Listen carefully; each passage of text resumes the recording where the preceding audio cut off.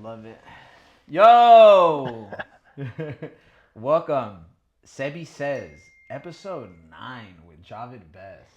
It's good, man. Dude, I know you've been here for like, what, last 30 minutes or whatever? Yeah. But I've literally been waiting to tell you that I was super excited to have you on episode 10. Because it would have been saving the best for last. Oh, dude. Yeah, man. Thanks for having me. Yeah, hell yeah. I know bro. we've been trying to get it going for a little bit, but found some time. Yeah, and I know how it can be. You know what I'm saying? You got a baby. You got a new baby. New baby. Congratulations. Thank you. Yeah. Just a month and a half now. Month and a half dude. old. A month and a half of life is crazy. I know. She's like just about to smile. So that's the first little milestone. So at first they just make like baby faces and like cross-eyed half the time because they're trying to figure stuff out. Yeah. But she's starting to mimic our faces, and we almost see a smile. She smiles in her sleep, but not when she's awake. Ooh, she's dreaming. Yeah, she's dreaming. Dreaming about some milk. Yeah. Dude, so I was just thinking about it. Like, you were an Olympian. Yep. Played for the Lions. You have always been somebody who I look up to, and we met at St. John the Baptist. St. John's. Bruh. I was thinking about that today. I was like, wait, hold on. We don't just go back to high school. We go back St. to John's. Elementary school. Yep. For me, that was third grade. For you, that was second grade. Yep. Did you go in the third grade? Third grade. Oh. Yep. Yeah, you were a new kid, I came in third grade. Me and Apollo. Where did you guys transfer from? I don't even remember, to be honest. St. John's was like so etched in my memory that it's that's my school. Was. Yeah, that was my school. So I don't even remember school. I think I was St. Joseph Berkeley. I actually remember St. Joseph Berkeley before that. That's where Will went. And then and then second grade switched over to St. John's. Yeah, and then third grade started at St. John's and then that was it. Do you have an earliest memory of like when you and I had any sort of interaction? The thing I remember is our epic soccer games. Boy, at recess. Come on, brother. No, that was like the thing. And for me it was fun because it was like cross class, like it was your class versus our class, and like you guys had all the soccer players. I don't think. But you guys had like the build. You guys we were like the bigger we were kids. super athletic, right, and super big, but we weren't soccer, and so it was like it was challenging because you guys had all the skills, you guys knew what you were doing, but we were just faster and stronger, so it was an even match. Hella fun. And like we would be in class talking about like what we're gonna do and how we got to guard you because you were the one with all the handles and everything, and I mean that was lit, yeah. I loved that, dude. I feel like because I used to visit Peru more often when I was younger. I'd go every other year. But like the highlight for me was when I would visit Peru is my cousin would live nearby and we would play like street soccer. You know what I'm saying? Like set up like a couple of cans or whatever. That's your goal. You got to shoot through there. So like coming back and like seeing y'all, you're like, y'all, let's play soccer. And then like we set up like, hey, from this part of the gate to this part of the gate is the goal. Yeah. Right? Yeah. Them were the days. The fucking days, dude. Yeah. Incredible. Green are fucking Eagles. Yep. St. John's Eagles. Them were the days. We had speaking from my class at least, we had a really good group, like Nick Balding, who went on to be like a big producer in LA. Yeah. You talking about from St. Mary's? Yeah. Yeah, dude. Honestly, yes. I'm so glad you brought that up because now I see them a lot on Instagram. Yep. And it had been so much time since I had seen them be like popping. Yep. Go Dave. Dave was incredible. Yeah. Bobby. Bobby Brackens. Like that, our little like core of like school kids that we grew up with, like. There was something in the water when we were all growing up. For real. Dynamite. Yeah. Like, people who've accomplished a lot. Yeah. That's a good reminder because I would love to have them on the show. Oh man, that would be great. That would be great. I would love to watch That'd that be clean, too. Right? Yep. Yeah. That would be hella good. Oh, I'd love to hear like what the ride is like, you know. Yeah. And that's and especially if you can do like Nick or something, because if you try to find stories or like podcast or something with Nick, you can't find it. Really? It's like it's because I make beats and I dabbled in music and as like a hobby. Tried to do it serious for a little bit, but really just as a hobby. And so I would call him or text him and like ask him about things, and then I would get on YouTube and try to like study things. And it's like you can't really find like him telling his story. That's it. Oh, okay. So that would be a good one. That would be a really good one. Provide a platform for him to be able to tell his story. There's nothing out there for him. People want to know. I know. People they do. Know. There's like a couple of interviews from like back when he was in Starting Six. Yeah. But like nothing since he's produced. Did Starting Six evolve into Go Dead? I think they're Is that what it was? different. Okay. I don't know the exact timeline. Okay. But I know. I think Starting Six. They did it in like high school or whatever, and then when they I think it was opposite. I don't even know, to be honest. Didn't Salesian have a group like also? Like I remember like Akel and Nimsy and John. Oh yeah, they did have a group. Put something together. It was called Earthquake or something like that. They did have a group. Yeah, I remember Nimsy. Right? Yep. Yeah. I'd love to have Nimsy on the show too. That's a good reminder. Yeah, that would be a good one too. I wonder what he's up to now. He's doing his music thing. Still? He's doing his music thing. Man, that's great. Yeah, it is. Anytime I hear people doing what they want to do. Still doing what they love to do. Yep. Like exactly. That's don't ever let go of that shit. Yeah, for real. Right? Yeah, don't for let real. go of that shit, dog. But yeah, speaking of, so I know like in high school you have a fucking great track record like in athletics, but do you remember a time in elementary school or grade school when you were younger when it clicked or it was like, holy shit, hold on, I got a little something here. Kinda, yeah. So like growing up, all I thought about was the NBA. So I wanted to be a basketball player, and I was a good basketball player, but I wasn't really like a great basketball player. I didn't have a really good jump shot. It was just like all the things that now that I knew that I had on the basketball court. It was just like I was fast and I was quick and I was like aggressive. I was strong. But in basketball, there has to be a little finesse too. Mm-hmm. And so, I couldn't shoot to save my life, and I'm not tall. So it was like, I was putting all my eggs in basketball. I was running track, but I never really fell in love with track. Track was just kind of like what I did. Like keep in between seasons type deal? Yeah, because I mean, my parents, they didn't really force me to run track, but I ran track since I was like, 7, 8, 9 years old, and track was just like something that was like non-negotiable. Like I'm gonna run every year. Like you're gonna run track. So it was almost like a job, kind of like in my head as a little kid. It was like I know I have to run track, and it's like track. Did you think like, okay, I know I got to do this, might as well be raw as fuck at it? I mean, I've always been a competitor. Sure. So like, it didn't matter what you put me in. Like I'm gonna try to beat whoever's around me. I'm gonna try to be the best I could be. Yeah. Where did you get that? Being the best, like a lot of it came from my dad. Like he played soccer growing up, and then just like him, we used to just sit down and watch games, and then like he'd buy me these Michael Jordan DVDs, and then I remember, I don't know what the DVD was called, but or probably VHS back then. But we used to watch it, and they used to just have like Michael Jordan interviews, and he would just talk about like how he thought, and for some reason it just like stuck. Like if this dude, the best player in the world, thinks about like beating people every single day, then that's what I got to do.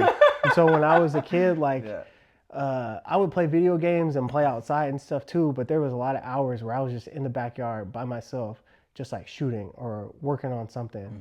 And just like in my mind, I'm trying to be better than a ghost, another kid that I don't even know exists. Right. But I know there's somebody out there. An imaginary somebody. Is my competitor, yeah. And so I had that in my head as like, I want to say like 5th grade, 6th grade.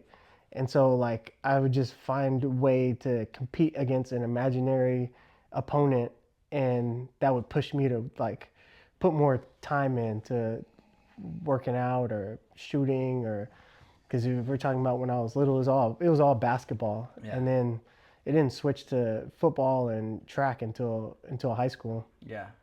But yeah. So you knew that track was mandatory. Yeah, track was like no matter what, you're running track. Yeah. So it was like, and I was like, I loved competing in track, but track is the worst sport to practice for. Oh, right. Like to practice like for. Like you have to put yourself through It's just pain. pain. Yeah, exactly. Pain. Yeah, like you just run until you can't run no more. Right. Over and over and over and over. There's no like a ball you're putting. Ball you're putting like, something. There's no celebration at practice. No nothing.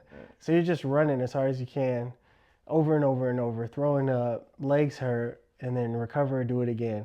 But track is like, I think track's great for all like kids who want to do any kind of thing athletically or even mentally. Yeah. Just that mental, like endurance, knowing that I ran as hard as I could, I threw up, and now I got like 18 hours before I have to do this again.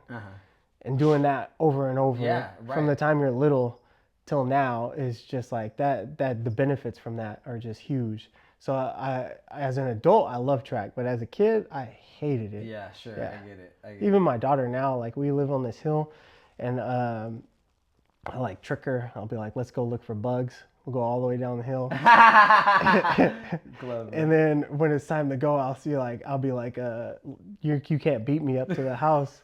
And so we'll be running, and she'll stop. She'll be like, my legs hurt. And then, but in my mind, I'm like Mr. Miyagi in her. I'm like, yeah, your legs hurt, but we can keep going. Yeah, your legs hurt. Oh, I love that. That's great. So then when she gets older, I'm trying to pass that through her. Very good. Yeah. I like that. Yeah. So then once she gets to that age where she's competing, like she hits that, like my legs are starting to hurt, she can draw back. Like I felt this before, and I kept running after that. So.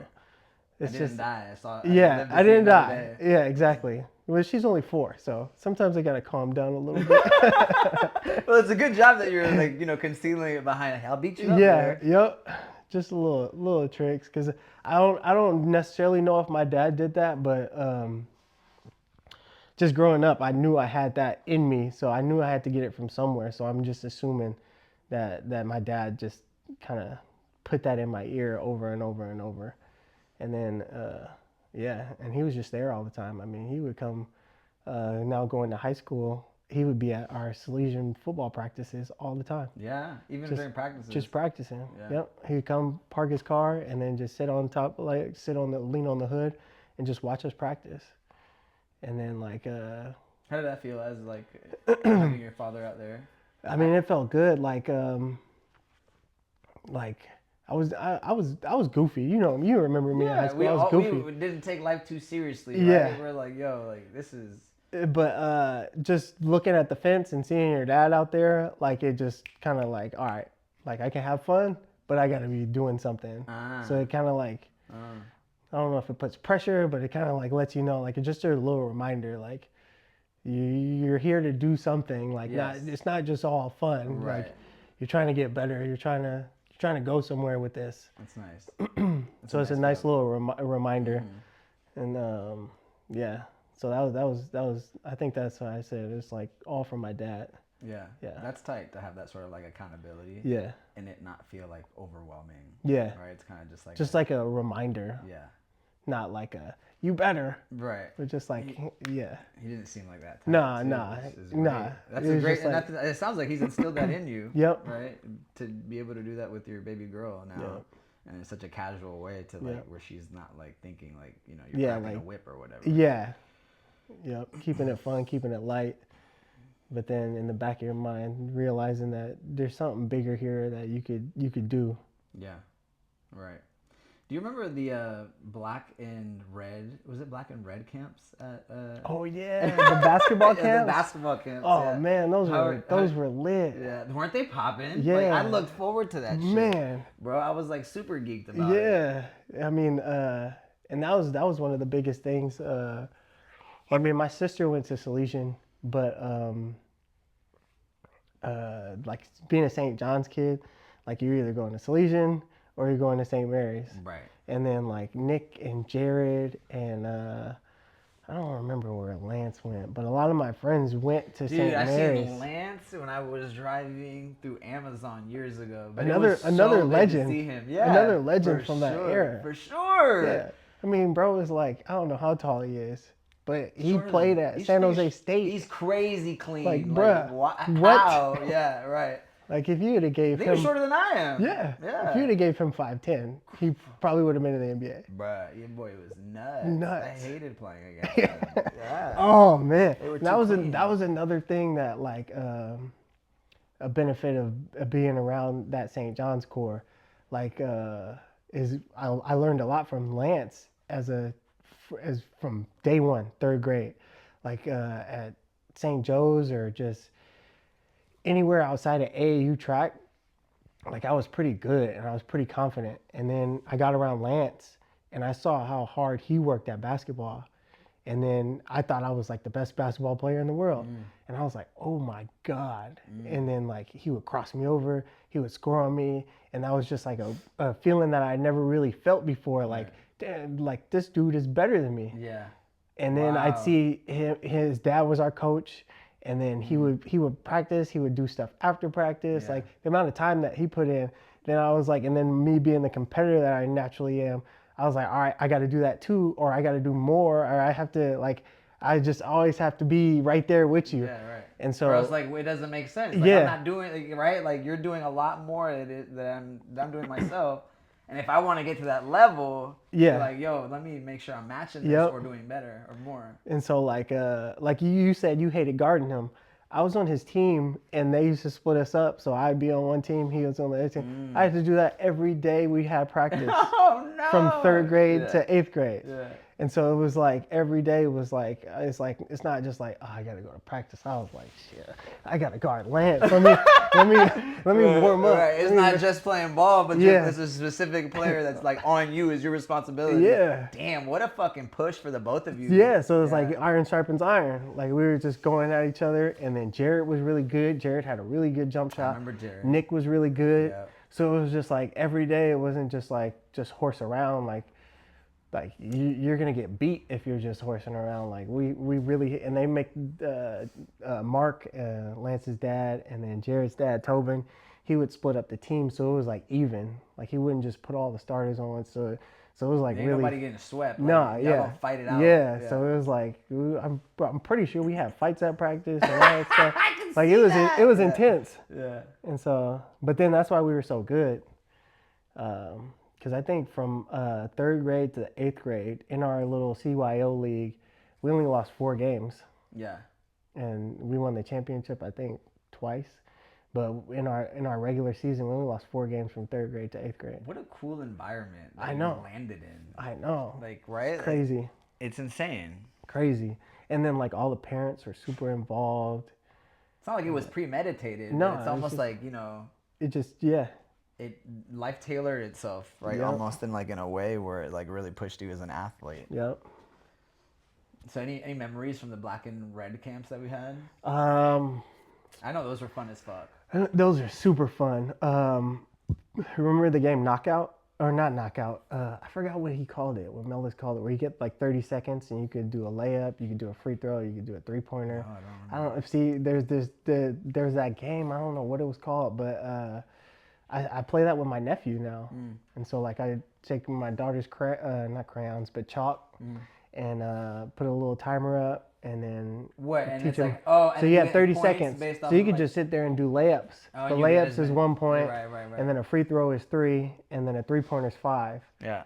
So it's just, so you get 30 seconds. Oh, that sounds fun. And then whoever has the most points wins. And that was one of the games that I remember from that camp. That was so fun. Yeah. And then I think Melis always hitting the half court shot. He used to always do that at the camp.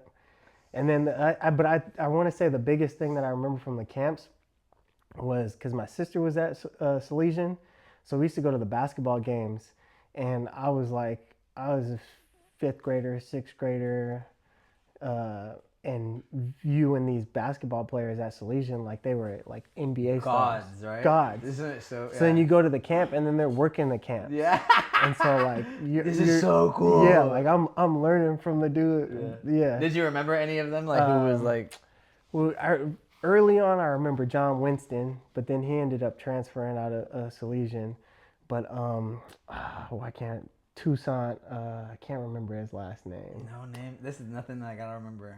Yeah, Yeah, because these are cats, older. right? These yeah, they were all in my like sister's class, and Keith. Can't remember his last name. I think it was Keith Thornton. He also played football too. Um, and then Toussaint had a younger brother named Theron who was really good. There was a lot of good basketball players, and then a name that I always remember is Larry Greganius. He went to St. Mary's, and my dad used to take me to go see St. Mary's play just to watch him. He ended up going. Really? He ended up going to Gonzaga and playing. But yeah, my dad used to take me to the local high schools. I remember my dad took me to. Just to watch other high schoolers play. Yep. Interesting. So he took me to see Leon Poe when he was playing at, I don't know if it was some Oakland school. I don't know if it was Oakland Tech or wherever he went. But anybody that was like popular in high school, once I started hitting like 5th, 6th grade, he started taking me to the games. And then I'd see how they play, see how serious they were. And then that Yeah. That's where I got my kind of mantras and all that kind of stuff from. Right. Wow, that's cool. It's cool that your dad took you to go watch shit like that. Yeah. Because honestly, it's not like you're watching like professional athletes, but you're watching. You're watching the next step. Exactly. Which is even better. Right. Because you're watching tangible. Right. Instead of like, we used to go to Warrior games and stuff like that too, but the stuff that really hit home was seeing high schoolers play. Right. Because that's like, your next thing. I'm there in 3 years. Right, exactly. So this could be me in 3 years. I might have to get your dad on this podcast, bro. You got like some sort of secret sauce that you ain't telling nobody about. For real. And so, yeah. And so I'm trying to do that with the next generation and just pass down all the stuff that I felt like I got from my dad, especially sports-wise. Yeah, that's awesome. So it was track, like, yo, that was gonna be it, and then you went from elementary school, you went to Salesian, and then I know it was more track. I know you did track because we ran together. Did you play ball? I played basketball freshman year, and that was it. Huh? And that was it. I played JV, and I had really fun. But at Salesian, you know how Salesian is. The basketball players rarely play any other sports. And so track, like we already talked about, track was a non-negotiable. Yeah, you were going to do track. I'm running track. Yeah. And then I also, I wanted to play football. I wanted to play Pop Warner. I really wanted to play football too as a kid. But my mom told me no. Because she didn't want you to get hurt. Yeah, she didn't want me to get hurt. And she knew the future. I was just going to say. She knew the future. Yeah, you knew what you was talking about, Mom. She was like, yeah, you're going to get hurt. Yeah. I was like, no, I'm not. But Mom was right. What are you talking about? Mom was right. And we'll get to that because I got to pick your brain about that too. But she made like a little deal with me when I was younger and said, when I get to high school, you can play if you want. And so when I got to high school, I played JV football. Were you so juiced? Like, and what was that like? Juiced, but like I like we played like just like we played soccer at St. John's. Sure. We played football too, two-hand touch. So I was just playing two-hand touch. I didn't really like know how to play football. Sure. I was just trying to run away from everybody because I was fast. Which you're really good at. Yeah. But then I played defense too, and I ended up breaking my thumb. Like I don't even remember how. Wait, so this was your freshman year? Freshman year. JV. No way. Broke my it's thumb. your first time playing. First time playing. Your mom broke was my thumb. There like. Yeah, and Mom was like, "See, just stick to track and basketball." That's wild. And then how did you break it, by the way? We were playing defense, and I don't know if we were playing Piedmont or somebody, but I went to make a tackle, and I think a helmet or it must have been a helmet or something. Hit my thumb, and it was just a little hairline fracture. Like it wasn't really. Oh, okay. So like, it was like one of these. It wasn't. Yeah, it wasn't like bad. But then when you're that young, like they're casting everything. So then they were like, the doctor was like, we're gonna put a cast on it. Done. It was my right hand. Yeah. Done. And then my mom was like, just leave football alone. And then I go play basketball. Basketball's fun. Go play track. And then in the summer, again, I was like, I'm going to try football again because football is so much fun. Like football, I have some of the best memories from playing football. So what is so fun about football? It's probably one of the regrets that I have. Like, you know how everybody's like, I don't have any regrets. It's just like I don't know what it is about football, but I wish I would have played. it's just something about just banging like gladiator stuff with people 24/7 just creates like a bond. Yeah. So then it's like it's like, and then the higher levels you go, and then it's just like it's almost like a war kind of theme. So like you feel like this is your crew, you got my back, I got your back, and we're going out there to mess up them other dudes. Oh, I love and it. So it's like it's just something about that just creates that this bond. Yeah, it's like it's gladiator. We're gonna fucking take. Yeah, I can see that. And like we're really trying to take people's heads off, so it's like it's lit. Yeah, and then you go out there and you do it. It's like there's no feeling like that. Like in basketball, like you beat people, but it's like the little phrase people be like, oh, but see me outside. But when you do it in football, there is none of that. Yeah, like, right. You just, this is all right here. Yeah. Nobody's like, see me in the parking lot. It almost seems less petty because like you're actually going. Fully at like it, if you were gonna beat me, you would have beat me. Yeah. But in basketball, afterwards. It's like, oh, we could get physical because you can't really be physical. So football is all physical. So it's like, it happens on the field and then it's done. Yeah.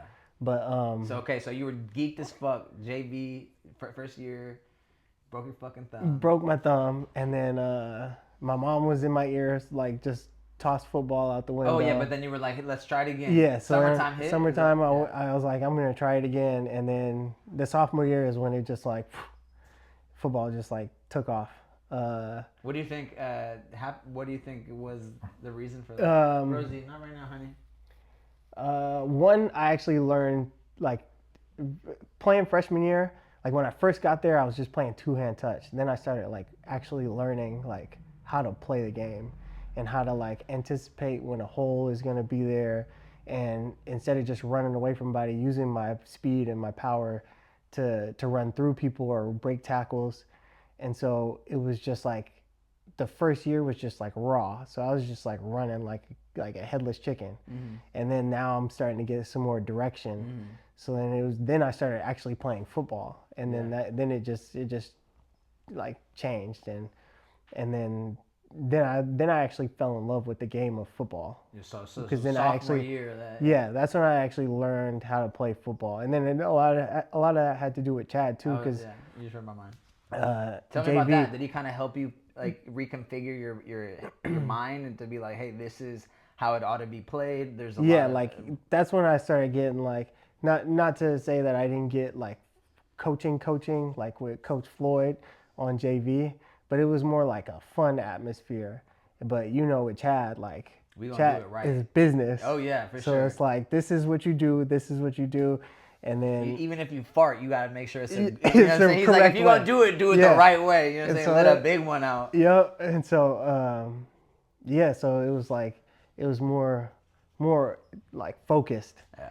And so I started understanding the game more, started understanding the game better, and then I started playing better. Was there something that it was like a realization or an epiphany for you where it was just like, whoa, like I really get the game now? Or was there like a certain... I think we're just going back to like me having that like invisible opponent kind of thing, and like I think and then this is we can get to this later, but as a coach, when I started coaching football is when I started really appreciating how I thought about the game as a kid, because a lot of the kids will be like, practice is whatever, and in the game I'm gonna turn it on. And then I started to appreciate as a kid, practice was like I was focused at practice, and that's what I try to tell kids now when I'm coaching or giving advice. You realize that this about yourself. This is how you were. Yeah. Like if you take practice as serious as a game, then the growth pattern that you're gonna have is just gonna shoot up, because most of your reps, especially in a sport like football, most of your reps come from practice. The game's like. A kid may have like 20 carries in a game, but in a whole week of practice, you could have like close to 100 carries. So most of your learning is done at practice. Yeah, right. And so what I see a lot of kids doing these days is they're not really taking practice serious. So most of their reps that you take, you're not taking serious, and then you get in the game, and then you're like, all right, let me try to focus, but it's already too late at that point. Yeah, that makes sense. And so I even forgot where it was the click. It was the click for you. Yeah. I think just me taking practice serious and really trying to learn and be the best player that I could be at practice, just like sharpen my skills. And I don't necessarily think there was a click. I can tell you there was a click in track, but in football, I don't really think there was ever a click.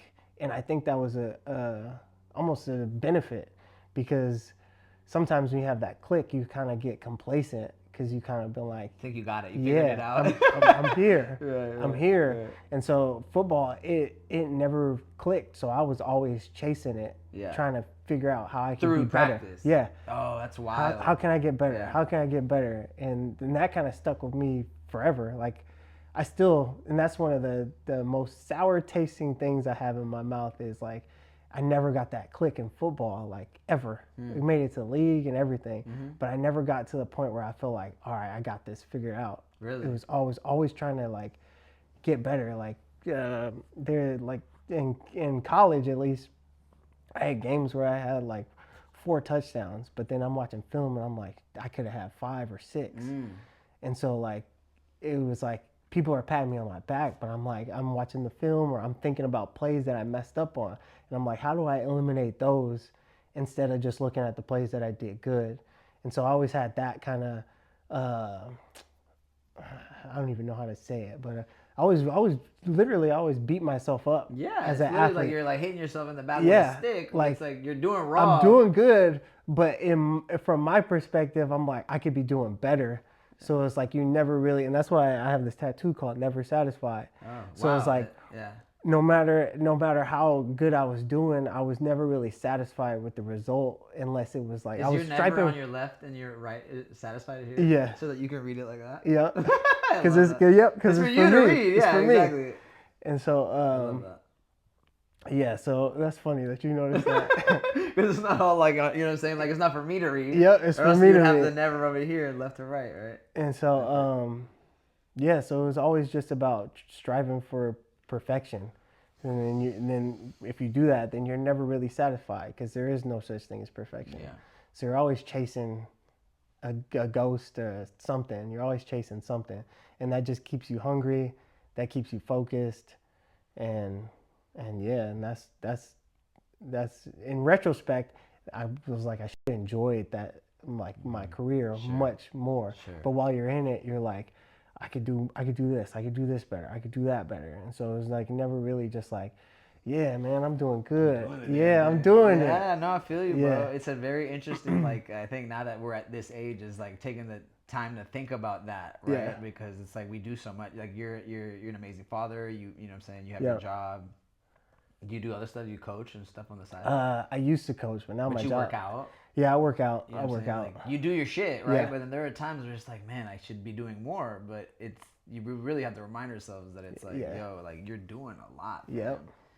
I was on this date the other day, and I was telling her how I play tennis, I do my podcast, I work out, I work, she's like, you do a lot, and I was like, fuck, I do a lot. Yeah. I was like, oh my god, I really should treasure that a little bit more. I know it's a weird balance, and it's hard to do that, but I'm learning it now. I'm learning it now to just like take breaks and just enjoy, instead of just always focused on like trying to be better, trying to do anything better. Can I take my kids out more to go work out? Like, exactly. Should I have not eaten that cookie? But when you have that type of personality, like sometimes you're just stuck like that. It's hard. Yeah. It's hard. I think for my mom, like that's what pushed her to be as great as she is. But I also realized that she's constantly like, I have to remind her. Just take a breath. Yep. Like, we're all good. But she's always thinking about the next thing that she has to do, which, makes us great. Yep. Which is fantastic. Yeah. To your point. It's like, but what is nice is 35 and 36, we have a shitload of life left where we can actually. We can just sit back. We can click that. We can turn that on and be like, yeah, hold on. Now we're doing just right, just well. You know what I'm saying? We're doing all right. Yeah. So track, football hit sophomore year in high school. And then tell me a little bit more about those juicy days, like where um, you were kicking ass. You guys were kicking ass. I know varsity football was killing it. NCS, like a bunch of championships, right? It was like we won two champions. Two championships. Yeah. My sophomore year, I think we were like 500, 5-5, somewhere around there. And then junior year we won NCS, and then senior year we lost in NCS. But it was a good, like, the junior year and senior year team. We have this argument with all the Salesian football players. I still think to this day that was the best team. My junior year, that's 2000 and what was that, 2006 year team. I still think that's the best team that Nighty's ever had. Because I know he's had some great teams after that. Yeah. But we always have this argument because it was you who else? Dave Singleton was a quarterback. Oh, he was clean as fuck. That boy was clean. He had an arm like no other. Arm, and he can run. Stupid arm, bro. We had Andre Wells at receiver. Yeah. And he oh my God, I used to love y'all, like watch y'all play, bro. He led California in touchdowns. No, he didn't. Yeah, he had 28 receiving touchdowns. He was going stupid. Whoa. Yeah. We had Andre Wells. We had Jake Haskell. Yep. We had Kyle Roach. Yep. We had me. This is a roster, dude. Yeah, and then on monster roster. Then we also had a really good O-line too. I can't remember. I know we had Eli. Remember Eli Tandingen? No, not really. Maybe. Did James Robinson play also? He played. I think he only played my senior year. So he played his junior year and senior year. Okay. So we didn't have James Robinson. About your junior year. I'm talking about my junior year. Anybody that was the squad. I'm trying to think. Who was the other defenders? I don't even really remember, but I just remember Dave, me, and Andre. Yeah. And you guys running back? And Jake and Kyle Roach. Yeah. Who was our tight? I can't remember our tight end's name. Oh man. But we were unstoppable because you couldn't, because going in my senior year when Dre and Dave left, now like everybody was in the box. And junior year you couldn't do that because Dave would throw it to Andre. I think we had. What's the box? So the box is just like where the linemen are. So you got the 5 offensive linemen, the 4D linemen, and then you got the running back, fullback, and the linebackers. So that's like the box. Got it.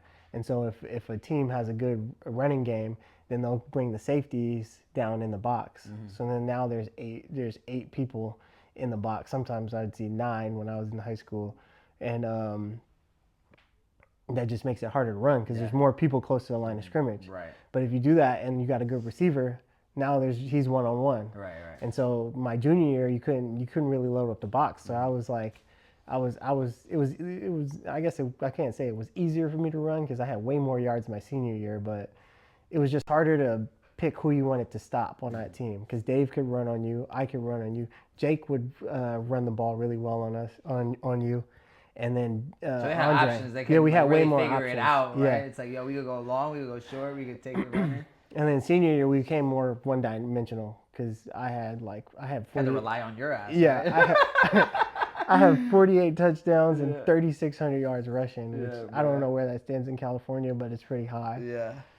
But yeah, and then but I think it was Chad would probably know better, but I think during junior year is when scholarships started coming in, and also another thing that really helped was between sophomore year and junior year, going into my junior year, I ran track for AAU, and I went to the Junior Olympics and won the Junior Olympics in the 200, and then I took third. This was in high school? This was in high school. But you were also an Olympian after, right? Yeah. Okay, all right. So let's talk about that. So but I didn't know you did. So between sophomore and junior year. Sophomore and junior year, I ran club track, and I made it to the Junior Olympics in Indianapolis, and I won in the 200, and then took third in the 100. But like football coaches and track programs, like they all go to Junior Olympics because high alert, right? that's all that's all USA's like fastest kids at one spot. Right. And so I was beating some of the football players from Texas that Scouts were like, out there. yeah. And so then the scholarships and letters started just pouring in. No way. Yeah. How was that? What did you feel? At first it was surreal, and because like it wasn't even like a thought. It wasn't a thought, right? Yeah. Like it was a dream, but it wasn't like real yet. And then letters started coming in. At first, the letters are just like, "Hey, here's my coach's name, number," and then after during the junior year season of football, then actual scholarships started coming. And then who did you see? What came across your? Oh man, it was like once, and then this is a popular theme too. Once somebody sends a scholarship, then all the other schools are like, "What?" And then it just like they all start pouring. Yeah, they hear about it. Yeah, yo, we're also. Wait, who did we miss this kid? Yeah, Who's that kid? Let's see. Yeah. So then it started pouring like from everywhere. But and Chad was really instrumental in helping me out with navigating that whole process, because that's we could do a whole podcast on that process. Yeah. But me being close to my family, my mom, my dad, my sister, and my uncles and everybody around the Bay Area, I knew I didn't want to go like across. I didn't want to go to Florida or anything like that. You wanted to stick around. I wanted to stay somewhat close. And so we narrowed it down to just like Pac-10. And so like everybody else that was calling or whatever, we were just like, nah, because at least if I went to Pac-10, like when I come to Cal, everybody could come see me. Or if I was like What's in Pac-10? Is that considered? And now it's is it Pac-12 now? But it's like the Cal, Oregon, UCLA, USC, Oregon State. All kind of like all on the Pacific coast. Sure. Uh-huh. So it was like stay on this coast. Like I like at least 3 games, because UCLA, USC, Cal. Yeah. Oh, and Stanford too. Yeah. Stanford didn't want me though. I wasn't smart enough. Oh really? Yeah. You gotta have like a 4.0 to go to Stanford, athlete or not. Yeah. But better get these grades. I was like, at least if I stay in the Pac-10, that's 4 games my families can go to, and I could be home, connected to home. Yeah. So we kept it in the Pac-10, and then eventually through the long process, I ended up picking Cal. Nice. Mostly because when Chad went there. I know that's literally the running joke. But Chad definitely. I bet he definitely Mr. Miyagi me in some kind of ways, because he went there. It's how you take a nap. Cal's really good. Yeah. Cal's really good. Good idea. But it was really the running back coach. Like his name was Ron Gould. He was a running back coach at Cal, and they had a string of good running backs. And then I went on I don't even know if it was a visit, but I was just at Cal when I was in high school, and I was talking to Marshawn, and Marshawn was like, you can go anywhere and be whatever, but he was like, if you want to be the best running back you can be, you got to come here and learn from this guy. Marshawn's telling you that. Like, Marshawn Lynch, by the way. Yeah, Marshawn Lynch. Like, and he's just like straight to the point. Like, no bullshit. He's not going to bullshit you. Yeah. He was like, if you want to be a good running back, you need to come here and learn from this guy. And then that kind of stuck with me. And so everywhere I would go, I would ask people about the coach and all this stuff, and people would just talk about like the atmosphere, the school, and all that kind of stuff. No, I'm not trying to hear that shit. And it still just rang with me. Marshawn was like, if you want to be a good running back, you need to come here. Yeah. And then and even going back to how I've always been, like I'm always trying to be the best that I could be at. That tied to so that just was perfect line he could have gave me. I was like, yeah, I am trying to be the best running back I could be. You think Chad told me to say that? Yeah, maybe that was the Miyagi right there. That was the Miyagi. Like, I can't say it, you say it. It'll work coming from you. But yeah, I ended up choosing Cal. I almost, this is a funny story, I almost committed to Oregon on my official visit. But on the day? Yeah. Really? Yeah, and that was my first trip. Really? Why? Yeah, they had like... They had everything. Because that's Nike. And we're all like Nike heads, so at least I am. Same. And they had like the new Michael Vick shoes that were unreleased. they had the now it's like normal, the privacy glass, where it's like there's a glass right here and then you hit the switch and then it's frosted, so you can't see. And so they were like, this is our athletic training room, and if you're getting worked on and they're doing something kind of serious, boom. And then the whole room was just like, you couldn't see in there super anymore. private. We were like, what is this? And then like technology. This is gonna age me. They had outlets in their lockers, and that's nothing now. Right. But at the time, I was like, what? You could plug stuff into your locker? And then they had TVs everywhere. They just built their new facility, and the running back coach was really cool. They had Dennis Dixon, who I grew up following because he was from our area. Is he also a running back? He was a quarterback, but he was just popular from our area, and then he went to Oregon, and he was having success. And so... also, were your parents on this trip yeah, with you? Parents were on the trip. And then... did they see, like, the fucking glimmer They in your saw eyes? everything, yep. And then... They're like, oh, fuck, he might make the choice right now. Yeah. And so we were there Friday, Saturday, Sunday, and then Saturday night, I went to my parents' room, and I was like, I think I'm going to commit. And then my mom was like, well, just sleep on it. Don't say anything. Don't do anything. And then in the morning, give me your phone. And then I was still had that mindset in the morning. And my mom was like, if you want to commit, you can commit whenever. So she was like, this is your first trip, so you get 5, so go take some more. And if this is still where you want to go, then fine. But she was like, don't just commit just because this is the first thing you saw. And then I was like, all right, you're right. And was it the first one, too? Yeah, that was the first one. Oh, on top of that. Yeah. So she was like, whoa. Calm down. Calm down. And so then I went on a trip. To Cal. That was number 2? That was number 2. And then I was going to take a trip to USC, but I had been there, like, running track. We would always go to LA. And so we would just go, and then... So I went on, like, not official trips, but I went and met everybody and saw everything. And Pete Carroll was there at the time. Pete Carroll came to Salesian, which was crazy. Pete Carroll, why is that ringing a bell? That was a USC coach and then the Seattle coach in the NFL. But he had came up to the school a bunch of times. So it was like, and then I started feeling like my mom. I'm like, these trips are just like, they're just shows anyway. Yeah. So it's like, it's not going to be like that when you go. Sure. So I was like, I don't really need another trip. I already know enough about USC. I really wanted to go, and then those are like my top 3, and I really wanted to go to UCLA, but UCLA was another school that didn't want me because they had like 4 or 5 running backs already committed when I was coming out, and so they weren't really interested in me, and so it just came down to USC, Cal, or Oregon, and then I ended up choosing to be close to home. The line about the coach that Marshawn gave me. When did that happen? After Oregon? That happened after Oregon. Yeah, that happened after Oregon. Because you said Berkeley was your second visit. Yeah, and that's when that happened. Yeah, that's when that happened. Okay. So that stuck with me, and then just that made me like investigate too, and the track record of the Cal running backs was really good at the time. It was J.J. Arrington was the college football leading rusher when he was there. He was a Cal running back. There was another guy before him that was really good too, but JJ, then Marshawn, then Justin, and then it was kind of open after that. But Justin was still there when I went there my freshman year. Justin was still there, and so it was just like he had a good 5-6 running backs that were good, and then they all went pro.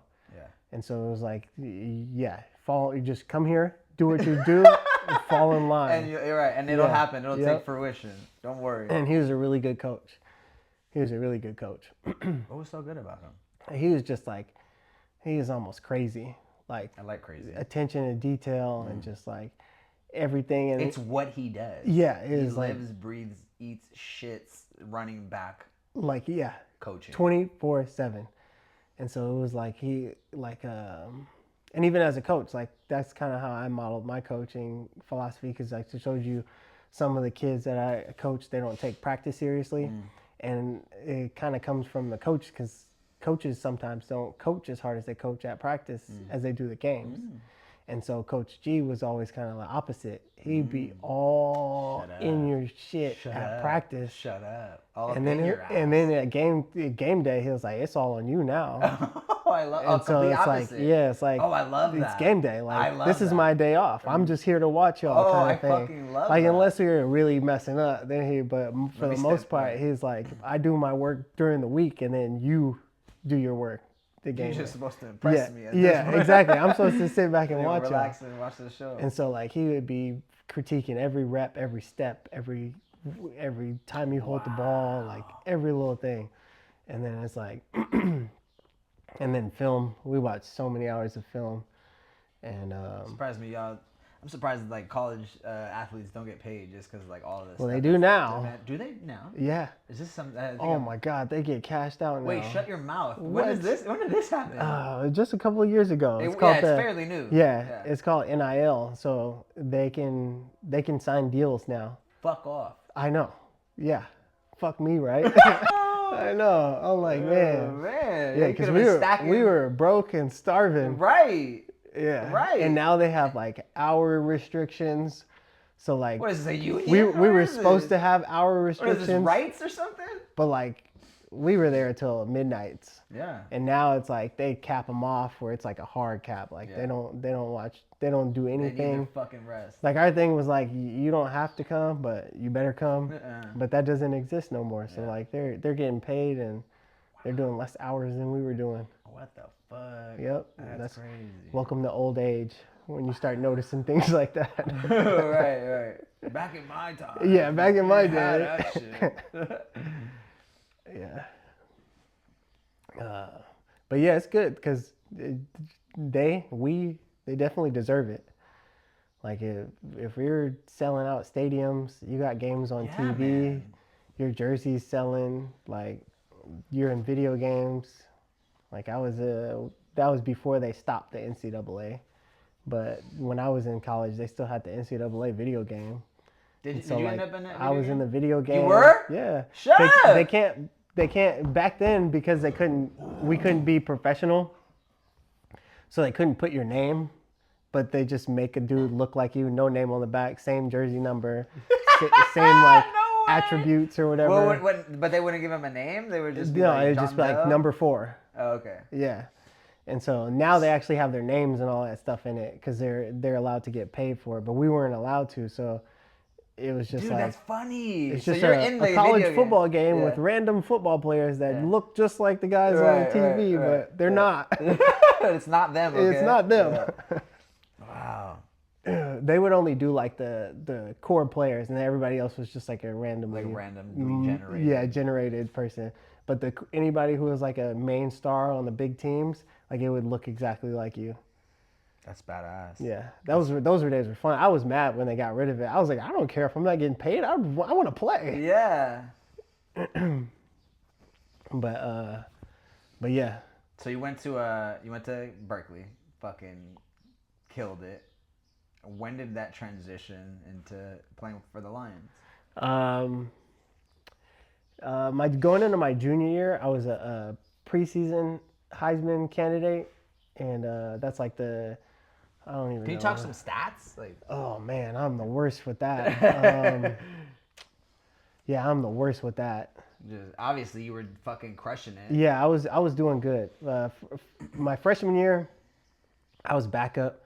I would only get like Justin Forsett was a starter. I would only get like a handful of carries a game, but I would do good when I got the ball. Opportunity, yeah. Yeah, when I got the opportunity, I would do good. I played on all the special teams, and I was killing the special teams. I made some award for special teams. That's as a freshman, like when you're punting or when you're kicking off. Yeah. And but I made first team in the Pac-10 for special teams my freshman year. Tight. And then sophomore year, I became a starter, and my sophomore season was probably like the best season of football I've probably ever had. That's kind of. Yeah. That kind of is similar to like your experience when you're doing it in high school. Yep. Sophomore year is just take it off. Figure it out and take it off. The same thing in Burke. Yep. What was it then that so like That's called a sneeze, honey. It's good. Like a spirit just came out of you, bro. It's good. So the takeoff happened in high school for you. For whatever reason, it wasn't necessarily click, but it was that like that imaginary opponent that just kept on driving you to be better and know that it was that practice where you needed to make it happen. What was it in Berkeley? I think it's just like, I want to say it's almost like a calibration period. And so like freshman year, football was new to me, so I didn't really understand the game. And then sophomore year, that's a year under your belt almost.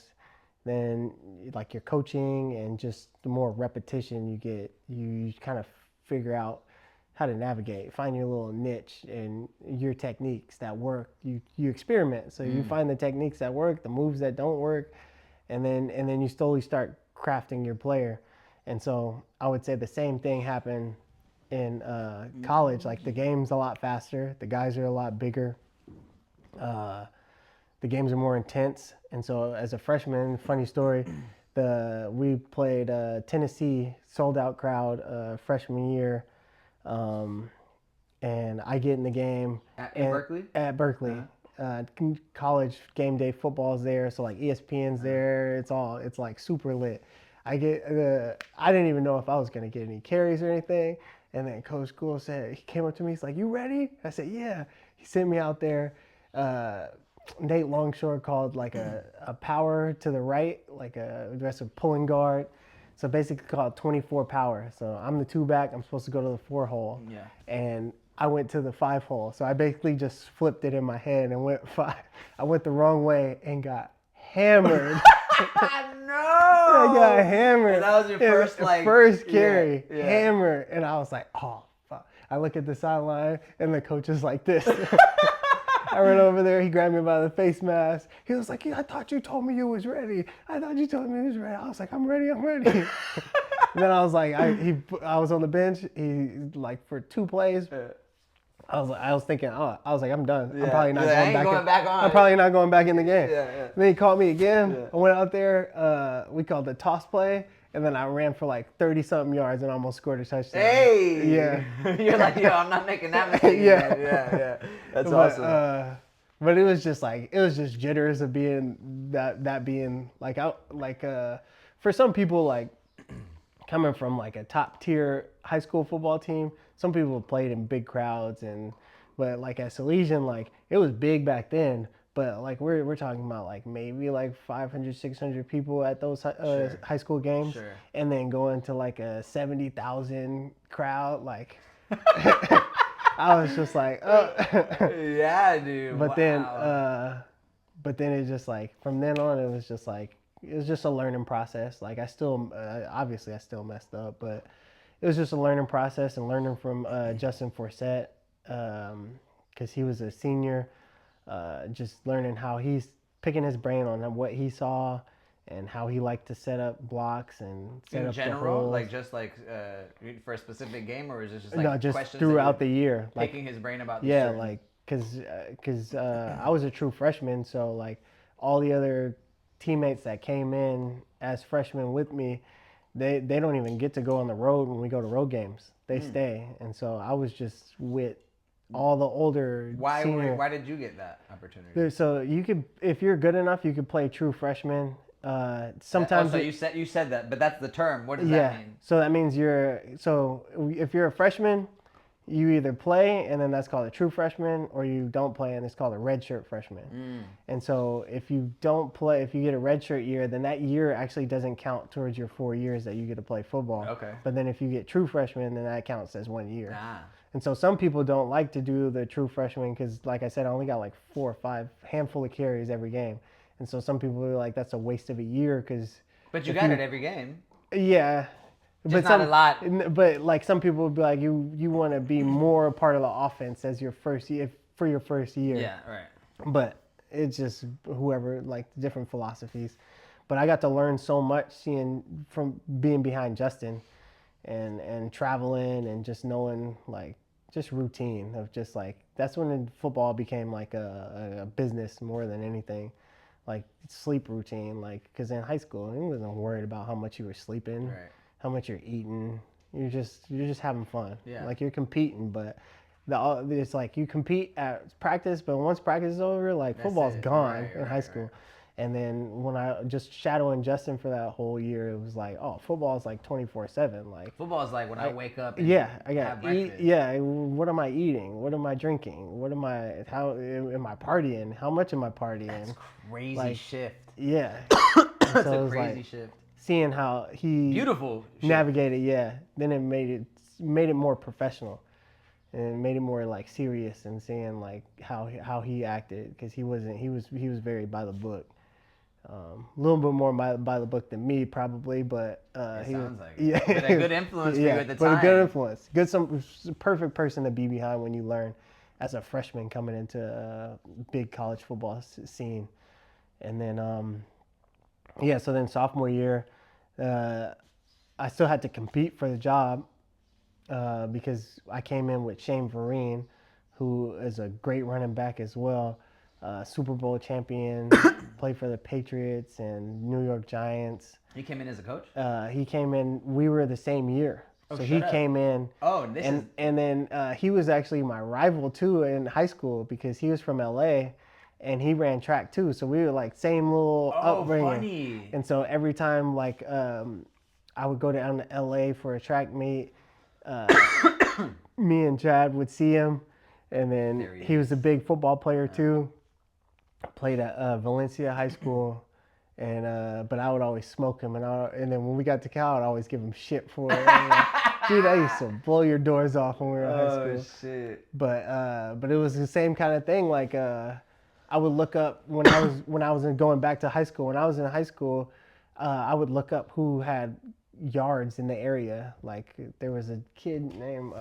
This is you were in high school. This is in high school, because they would put it in the paper. And so they put up who had the best, like the most stats in the area in the paper. And there was a dude at Monte Vista, I think his name was like Brandon Rutley or something like that. And he'd have like fucking 200 yards a game or something like that. Yeah. And so now I'm going back in time. But this is like sophomore year. Yeah. And I'd be like, dude, I'm going like 120, 125, 2 touchdowns, 1 touchdown. And I think I'm balling. Yeah. But then I look at the paper in the morning, and this dude had like over 2 there. Something. Yeah. And so I'm like, yeah. Here's that imaginary person I was thinking about. Yeah. And then it's so imaginary no more. So then Shane brought us here, because once I got like top in the area, then I started looking LA, started looking at Texas people, started looking in Florida, this was like when Rivals.com, where they rank all the athletes. This is when I discovered that. I don't know if it was new, but that's when I discovered it. Wow, what a cool platform. So like nowadays people have it these kids have it in their phone, and you could like see who has what touchdowns from wherever. You could pick a city. But back in high school, that was like kind of new for me, but I would see what Shane did or what whoever did in LA or in Texas. And so it was just like, and just like I said, that imaginary person to compete against on a daily basis. Yeah. But I had run into I don't know where I read this or something like that, but it was like, I think also like through me, I'm the deep thinker, right? So like I want to know like reasons why I feel certain ways, right? I get behind that psychologically. And I was like, I don't know if I searched this, because it sounds kind of wild just searching this, but it's like, is it okay to hate someone? And there was, and I was looking for a deeper answer, like, right? Like, why is this sort of like, I don't know if I used to experience like being around a certain somebody maybe would like that person would rub me the wrong way as opposed to everybody else. But like, and I'm also introspective, so I want to know why I feel that way. And one of the explanations that got kicked back was basically like, it's not necessarily a bad thing to hate somebody. You can use that sort of like anger and drive as a fuel to become better. So it isn't necessarily bad to have that sort of kind of like I don't want to say animosity, that's too strong of a word, but like just kind of like that standoffish energy between you and so forth. Yeah, because it can. I can see how that could be positive. It just depends on what you hate them for. Yeah, no, absolutely, right? Absolutely agreed, yeah. But especially in a competitive sense, I mean, the that's way all that it is. Absolutely, right? It's like, hey, it's you like, scored 20. That's my nemesis. Yeah, like, I'm about to score 25. Right. Yeah. So that's good. Yep. But so going into sophomore year, he redshirted, Shane redshirted, and then I was a true freshman. So now we're both playing on the team. So it was like a battle to see who was going to start. And you already knew. I mean, you knew. I would say it ended up not even mattering because we both played and we both balled out. That's so good. Nowadays there is no real starting running back because now it's like it's committee. And that was like a little bit popular, but there was still just like that feature back feeling back in those days with football. And now it's like it's easy to think about it as committee, but committee? Yeah, like committee, like we're like if we're on the same team, we're gonna mess them up. Yes. Like, but in like kind of old football thinking, it was like, all right, I'm the starting running back. You're not getting the ball. Yeah. And so now it's kind of like in the NFL, it's more trendy to be like, all right, we're both gonna go crazy. Okay, I love that. And so at first when we both got there, it was like we kind of were like,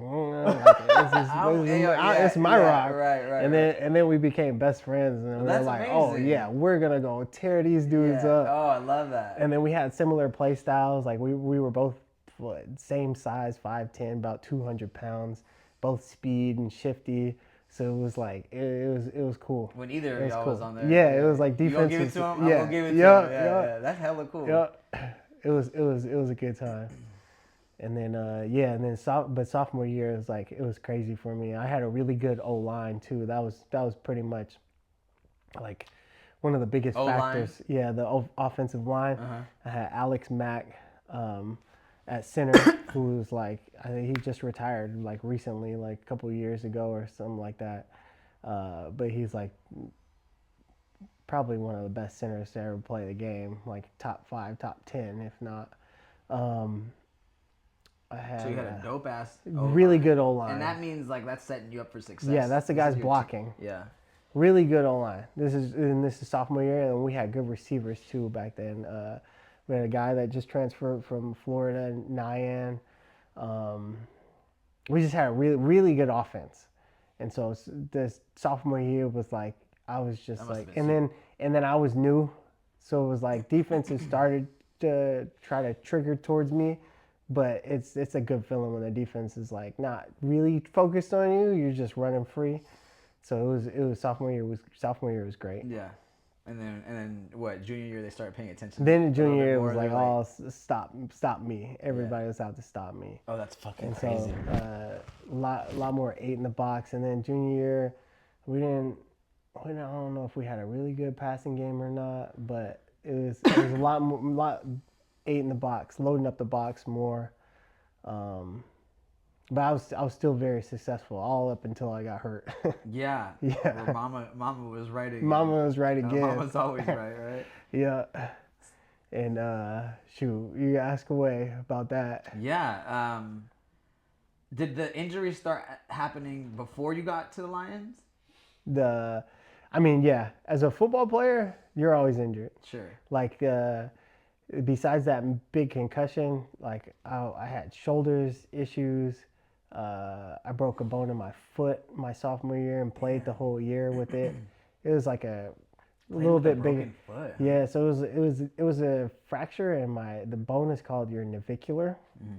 You know, you got like randomly you just discover you like have 1,000 bones in your foot. Right. Yeah, so it's not just the thigh bone and the kneecap. Yeah, like there's a whole bunch of bones in your foot, but one of the ones like in the meaty part of your foot, it just like split. And then this was like, I want to say like early in the season too. And so the doctor was like, we need to have surgery to fix it, but that's going to end your season. But it's not going to be terrible if you play. It's just going to be painful. And so I just played the whole season with it broken, but it was terrible. But I mean, there's medicines and stuff like that to kind of ease off that edge. But was there ever a time where you were like, fuck, I should there was a couple of games we played Oregon at Cal, and it was raining. And Tell me you won. did we win? I think we lost that game. Okay. We lost that game, and I fumbled that game too. No. Yeah. Oh fuck, you were hurt too. Yeah. I mean, that all plays into the psychological like well-being of the athlete too. Yeah, I'm true. Sure. But I remember that game probably because it's cold, because you know how the bones be bad when it's cold. Yeah. The pain was so bad that I had to get a shot, and when I got a shot in my leg, like from my calf down, was just completely numb. And then I was like, how am I gonna run like this? I can't feel my foot. Yeah. But you did it anyway. And played. Yeah. But yeah, you being a football player, like nobody's ever quote unquote healthy. Like everything hurts. It feels like a car crash after football games. Damn. Like your back, your shoulders, your neck, like everything kind of hurts, and then you just kind of build it back together before the next weekend, and you do it again. Mm-hmm. What was that big crack? Because I know there was like a big moment where you got like I think you got whacked super hard, and that's where the concussion. Well, yeah. So we were playing Oregon State at Berkeley, and I was running to the end zone, and this is the big hit, right? This is the one that kind of like. Yeah, this is the one where I was asleep on the field. For I don't even know. I was asleep, so of course I don't know. Yeah, right. But I was running to the end zone, and there was a corner coming. I remember everything up until I got my lights knocked out. Yeah. But there was a corner coming from the left side. You had the ball? I had the ball, and I was running right at the end zone. Like the corner was like basically standing at the line, and I could tell in his demeanor and his eyes that he was gonna hit me in my knees. And so I was like, oh, I'm about to jump over this dude. Easy. And then land on the ground and be like, no. And so, but what I didn't see was there was a linebacker or somebody coming from the right side. So when I jumped over him, and I was like, oh, this is going to be dope. But then as I was jumping, the dude hit me in like my hip. And then I was like sitting on him right here. And then he decided to just like push me. No. And so when he pushed me, I lost all orientation. I didn't know. Right. I was looking up at the sky. You know, which way was which? I was like, where is and then boom. Right. Where do I put my feet? Out. How did you land? I landed on my back, like on my back, the back of my head and my back.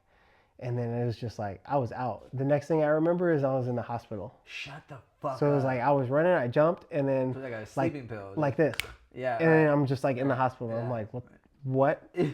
That's crazy. But I woke up on the field and answered all the questions and all that stuff, but I had no recollection of that. No recollection. In between that time. Nope. I was just a hospital.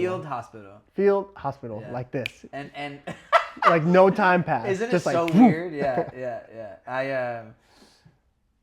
So where did you have like stuff in your veins? Did you? Yeah, I had a bunch of stuff, and was then the doctor there? Did you? Doctors were there. My family was all there, and ironically, I was fine, but I also herniated a disc in my back. So like I was fine, but I couldn't walk because my back was the worst thing. Yeah. Like I didn't really have much of a headache. I didn't have much of like anything, but I couldn't walk because my whole left leg was the nerve was getting pushed by the disc. So like anything I did with my left foot, my left toe, my left leg, anything I did with my left side, it was just shooting pain. Ow. And so like I was bedridden for like I want to say like 2 weeks, and then I had a little scooter thing, and then slowly had to walk again. And then how old were you? This was sophomore year. I don't know. What is this? 2009? I don't know. Yeah, I don't know. Don't do the math. It's hurting my head. 20, 19, 20. Yeah. 19, 20. Wow. And then so that was like towards the end of my junior year, and like the thought of you can go to the NFL as a junior.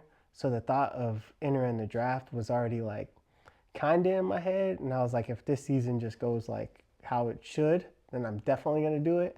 And then when that happened, I was like, there was no way I was gonna play again. You felt that? You thought that? You told yourself play that? again for Cal.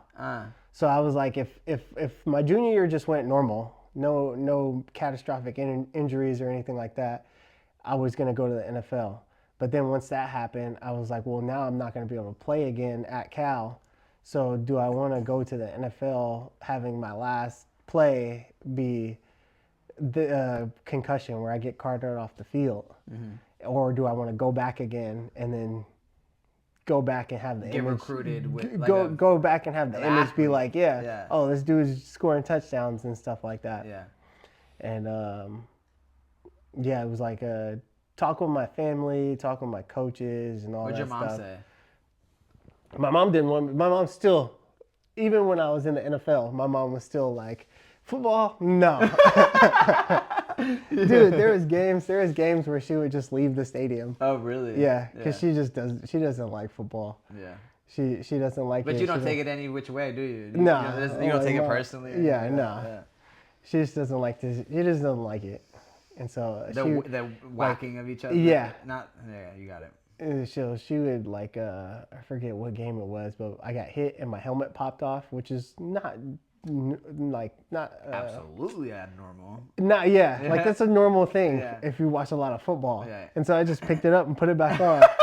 She was like, no, it came off his head. My sister was like, oh no, his helmet's coming off. Oh no. And then she just left. She said she couldn't watch any more of the game. But yeah, so my mom was still no football team. My dad was kind of where I was. I was like, dude, like if you're going in the draft, you want it to be you want it to be a good, like, look at this, what I just did. Right. And I did have that, but I also had the injury. Right. Like the last thing I did was get hurt. Minds maybe. Yeah. Right? Or like the recruiters just like, hey, that boy got injured. Yeah. Are you okay? Like, can you run? Right. Can you do all this? Right. And so eventually I ended up obviously deciding to go to the draft, and I was just like, I'll use the combine, which is where you go and you run your 40, you lift, you do drills, you do all that stuff. I was like, I'll do that stuff to show them that I can run again. Capable. Instead of going back and playing football again to show them that I can play football. Like, if I can show them I'm still fast, I'm still agile, I can still catch, I can still do all the things, then of course, I can still play football. Yeah. And so, so I decided to enter the draft, and there's this process where once you enter the draft, there's like this draft committee or something like that. You put your name in, and they put you, before you enter, you can kind of test the waters. So you send them your name, they do whatever they do, and then they tell you where you're projected to be drafted. Oh, interesting. And so usually you don't leave early unless you think you're going early. Like you don't leave. Like I still have one more year to play football. So if you want to skip that year, you want to be drafted in like the first round for sure. Right. But my draft came back as a third rounder, in which most people wouldn't leave college to go get drafted in the third round. But I was set that I only got that third round projection because of that concussion injury. The injury, yeah. I was like, if that didn't exist, then I probably would have been projected a top 5, top 10, I would have been a top pick. But because of that, it's like now it's like, I don't know about this guy, so it might slide a little bit. But I was like, I don't think I'll slide that far. So we took a shot. Yeah. Yeah. So when you say you took a shot, like, so you go do the column, what is it called? Combine. The combine. You do that for the whole time, or you say you No, left early it's a weekend. Okay. So I left. This is my junior year. I got hurt in October, and the combine is like in March. It just passed, the one that just happened. So like I had so from October to March. Remember, I couldn't walk. I was bedridden. Right. So I had from October to March to be me again. Yeah. And so that was a tough process too, because I was like, now what if I can't run as fast as I could? There's no showing off, right? Yeah. You can't show off how you wanted to. Yeah, which some people do. Some people don't run. Some people just like, you see my film, so, but because. It's like, what's the point? Yeah. You've seen what I can do, yeah. But because I ended like that, I felt like it was necessary for me to be like, I got to go run fast. They expect me to run a 4.3. I got to go run a 4.3. I got to lift a lot, and I got to do all these drills to show. I got it. because the last thing you saw was me get hurt. So if I don't do the combine, then you're probably just gonna be like, probably still hurt. Yeah. So it was really important for me to do that. Yeah. So you did it. Yeah, I did it. I ran 4.35, which was the fastest running back in that draft. I think I was third fastest overall in the whole combine. I did bench press for 19 reps. 19 reps of 225, which isn't too bad, not too good though. But and then I did all the drills. I looked good in the drills. And I felt fine at that point. I rehabbed my back, fixed that, and then I was good to go. So then they what? They called you up and they were like, "Yo, come play with the Lions." So if I got invited to the draft, the actual draft event, and they told me they invite people with good stories, and they said they like your story. They were like, "We like your story, but there's no guarantee that you're going to get drafted. So if you come here, like sometimes it could be embarrassing if you're there and they only show the first round that night. So if you don't get drafted in the first round, you got a camera in your face and you're just like sitting there." I love how they warned you. They forewarned you of this. Yeah. They're like, we don't know if you're not. We're not saying you're getting drafted in the first round, but we would love to have you because you have a good story. And blah, what was blah, your blah. story? Just basically everything you told me today. Basically, yeah, I was a preseason Heisman candidate before the season, and then I was still in there, but till I got hurt. And then I got hurt, and then it's like all that stuff goes out the window. Yeah. That's whack. But it's like a comeback story, I guess. Mm-hmm. And then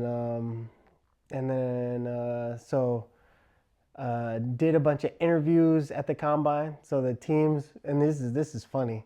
So the teams have a hotel. They all have their rooms, and then you get this little card where you have to go to a team and they do an interview. And you go to the team. You go to the room, Huh. and then like your time slot. You knock on the door. They tell you to come in. Like most teams are just like absolutely normal. They're just like, "Hey, Jhavid, we love you, this." Now, and then they always tell you there's a whiteboard, so they want to see how much you know about football or whatever. So they'll be like, get up there and draw one of your favorite plays from college. And so you'll draw your play. They'll ask you like, "Now what happens if this happens?" So they're just like quizzing you, see how much you know about the game, see if you can or draw your whole play, because a lot of kids can't draw what everybody does. They only know what they do. So they'll be like, "I don't know what this lineman does." Yeah.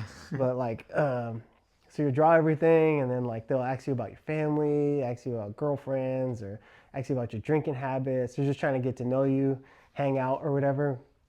I went to the Patriots one. So, I like how you premised it all with this just to tell me what you're about to say. So I went to the Patriots one, and I knock on the door, and they're like, "Come in." I walk in there, and this is probably only weird because I had just came from Seattle with Pete Carroll, and when I opened that door, I'm gonna premise it even more. When I opened that door, it seemed like there was a party going on in there. It was loud, like it was like loud, everything. Everybody's joking, laughing, and then right after I get out of that room with just energy and vibes, I go to the Patriots room. I open the door. It's just dead silent in there, and there's like, the room's about this size, and there's like 20 to 30 people in there because their whole staff's in there, and so it being dead silent is just weird. And then they just had one chair sitting in the middle, like right by the door, and then I like open the door kind of like slowly closes, and I was like, do I sit down? They didn't say anything. Yeah. And so I was just like, and so I kind of just stood there, and I was like, okay, I'm gonna sit down, and I sat down, still quiet. And then I was just kind of looking around. Oh, I love it. And I was like, this is weird. Yeah. In my head, I was like, what the I love it. It seems like it was almost like a test. Yeah, they were just trying to see what I would do or something. I don't know. Sure. The Patriots have their own way of doing every little thing. Okay. And then they finally started asking me. But they were the one team that was like harping on the injury. They were really? They were like, so why should we draft you? You're like, you just got hurt. You're just going to get hurt again. And I was like, dang. I was like, nice to meet you too, bro. Yeah, damn, they were on you. They were on it, Yeah. and so seems like they want like real like yeah, they were like fucking, straight to it. Can you deal? Because honestly, silence for a lot of people is super uncomfortable. Yeah, it was weird. It was so weird. That's what he does. Everybody be quiet. Yeah. I know. When I left, they were probably rolling. Yeah, they were like, he was so fucking tweaked. Oh man, but that was a crazy experience. Most of them, but that was the only one that I really remember because most of the other ones were just like pretty normal. But the Patriots had a whole different vibe. thing. They were just like, and they sent me to like this doctor that did like puzzles with me. I was like, what the? The same people that were worried about you getting hurt right away again. Yeah. They were actually. They told my agent they were really interested. I think it sounded like it. Yeah. It really did sound like it. Yeah, and we had like a little draft board of teams that were interested in me. The Patriots, the Vikings, and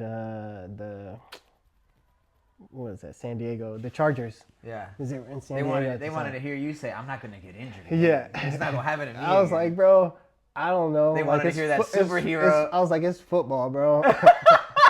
You're like, quit with the shit, dude. Yeah. Because my injury packet was just like. Really? But that's like normal though.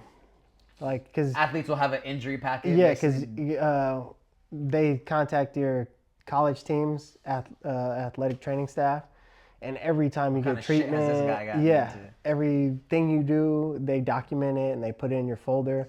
So like my folder was huge because like I'm a running back. Yeah, it's like it's normal. Yeah, but yeah, the combine was a good experience though. It was the best part about the combine is seeing all the other dudes that you heard about and see on ESPN, like everybody's in one spot. Yeah. So you're like, oh shit. It kind of reminds me like of an anime, like when you got like the dope like characters all coming together in one right vicinity, and you get to see like their personalities, like what makes them them, their skill. So yeah, that was dope. Yeah, but going back to the draft. So the Vikings actually had the 30th pick, and so by that time there's only 32 teams, so I was already like, fuck, I'm not getting drafted in the first round. Yeah. And the camera's just sitting there, just That's exactly what they said would happen. I'm just looking stupid. Yeah. But then you have to keep a smile on your face. Yeah, you just gotta act normal, right? And then my agent was trying to do like small talk. He was like, "So what do you guys want to do for dinner? Like let's plan the next thing, kind of thing. Like let's not just sit here. Let's go have some fun. It's still fun. Like da da da." And then so like the first round's almost over. All the teams that we had that were interested in me, they all are gone. Yeah. So it's like, I was like, there's no way that these teams are going to pick me because they didn't even like show any interest. And then the Vikings had the pick, and as soon as there's like a 5-minute countdown. As soon as the countdown started, the phone rang. And so I was like, I'm going to, for me. So I was like, I'm going to Minnesota. And so I started thinking about like, oh, that's Adrian Peterson. I used to love watching Adrian Peterson. I was like, I get to learn. So when you heard the phone ring, this started. Yeah. Because it's Minnesota's pick. Yeah. And so I pick up the phone, and my agent, I could see everybody around the table. They're like, oh, Minnesota. And then they're like, oh, this is whatever from the Detroit Lions. We just traded the pick with the Vikings, and we're going to come get you at number 30. And then, so then that's how that one happened. And then like maybe 2 minutes later, then it hits the TV, and they're like, the Minnesota Vikings are trading the pick to the Detroit Lions, and the Detroit Lions are picking, and their picks in, and then boom, and then that's how it happened. Jhavid bad. Yeah. Walked out on the stage and took the picture, and then main experience that a lot of people don't know too is that like we were gonna go party. We were like looking for clubs and stuff. That day, like after you got the announcement. And that call happened at like maybe like 10. By the way, do you mind if I ask, like, what does it mean, like, when Vikings said, yo, we're trading our pick with? So, like, the Lions were supposed to pick second round, I think, pick 2, pick 1. They were supposed to pick the first pick in the second round. But the Vikings had the 30th pick. And what I think happened, now this is just all speculation, is the Vikings ended up taking a running back too. But the Lions didn't show any interest in a running back. And so the Vikings were like, if we draft him, this is what they were probably thinking. If we draft him at 30, we have to pay him X amount of dollars. But if we draft him at 2 or at 1, which is like 2 picks later, it's a lot cheaper. So they're like, go ahead, take whoever you want. You guys aren't even looking at You aren't even looking at running backs. So we can just get the same guy we want for a cheaper price. Yeah. And so, but who knows if they were going to pick me or not, but they ended up taking a running back with that pick. So maybe, but Interesting. But when I got to the Lions, they were like, yeah, we purposely didn't talk to you because they foresaw they had the first pick. They took Ndamukong Damn, Suh. there's so much strategy. So much strategy. What the fuck? And they wanted a running back. They wanted me. And they were like, when you got hurt, it was perfect because we knew you were going to slide. Yeah. That is so crazy. They knew I was going to slide because I think the first running back went at 13 to the Chargers. So, and then another running back went, I don't know what number he went, like 18 or something like that. So they knew I was going to slide back because I got hurt. And then they were going to trade the pick. And so they were like, they didn't want to talk or do anything. And then it was so funny because they didn't want to hint it. They didn't want anybody to know because people would kind of know what you want unless you just don't show any interest in that. Right. So and then they'll be like, they'll try to find some conniving way. Yeah, they're like, oh no, you want to run back too? We want to run back. So no. Yeah. And then it was funny because when I met the running back coach, he had came up to me at the combine, and he was like, for some reason I don't know, I think I just thought he was just like messing with me, but he was like, I really want to get you. We're gonna try to get you, but they don't like. We're trying to keep it a secret, so not gonna talk to you. And this was like one of the first days that I went to the combine. On the fly? On the fly, just like walking by me. And so I was like, bro, like I don't believe that. Yeah, right. And then when I flew to Detroit and met, he was like, remember I saw you at the combine? I was like, I thought you were joking. Like, what did he say? He was like, remember I told you we were going to get you? And I was like, oh man, I was like, I did not believe you. Because I was like, I told my agent, I was like, the dude from the Detroit Lions said he won us. And then my agent was like, they never called me. And then I looked at my interview thing. You never no had Lions, no nothing. Yeah. So I was like, he's lying because they didn't show any interest. Yeah, that's funny. It's so interesting, dude. You would never think that that's something that goes on. Yeah, it's like it's a whole lot that goes on. So much drama. Yeah. Like, God. Yeah, and then so then, but the thing I was gonna say is they told me that they were gonna get me a flight at like 6 a.m. Oh, so this was like you were saying, like you were gonna, it was 10 o'clock. It was like 10 o'clock. I got 90s out there. My cousins are out there. Like there's a whole bunch of people that are out there. Where was this? When you were in New York. Okay. There's a whole bunch of people out there just to have fun with us at the draft. So we're my agent, my sister, they're like looking for clubs, trying to get something going, and then like I get off the phone and I come back and I'm like, they're trying to get me a flight at like 6 o'clock in the morning. And then they start calling me, and then they're like, yeah, we got you a flight 6 o'clock in the morning. Out of this, just be there, blah blah blah. There's a car coming. And I was like, by that time it's like midnight, and I was like, all right, I don't know if we could do all that. Yeah, right. Yeah, I gotta be up early. Yeah. So we ended up just going to a little bar at like one of the hotels. We still put some drinks back, but yeah, we had to. But, yeah, of course. But it wasn't like a big party thing. Yeah.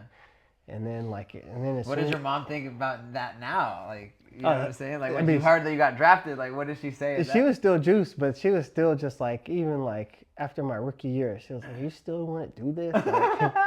Because she just, I guess it's different. Now having kids, it's a little different. Like seeing your kid like put their body through what looks like pain. And if you just don't understand it, I could see how it's like, you're like, you sure you want to do this? Right. And so I understand it, but I was always like, yeah, man, like what? Yeah.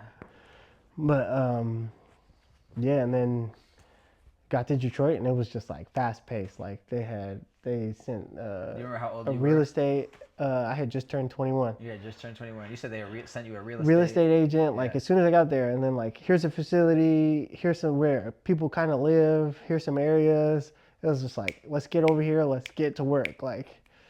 That's wild. Like instant. Yeah. Yeah. So they hooked you up with somebody to buy a house out there, or like I ended up renting, which in retrospect I should have bought something. to then But just rent it out now. yeah, yep, Yeah. should have did that. But I ended up renting in a spot where a couple other players lived, and yeah, it was good. My sister moved out there with me. She played the role of like my manager. Really? So, yeah. Really? Yep. How long was it? A while or like? I played 3 seasons, so just 3 years. Okay. And so, So she moved out there what, first year? Yep. Okay. She moved out there.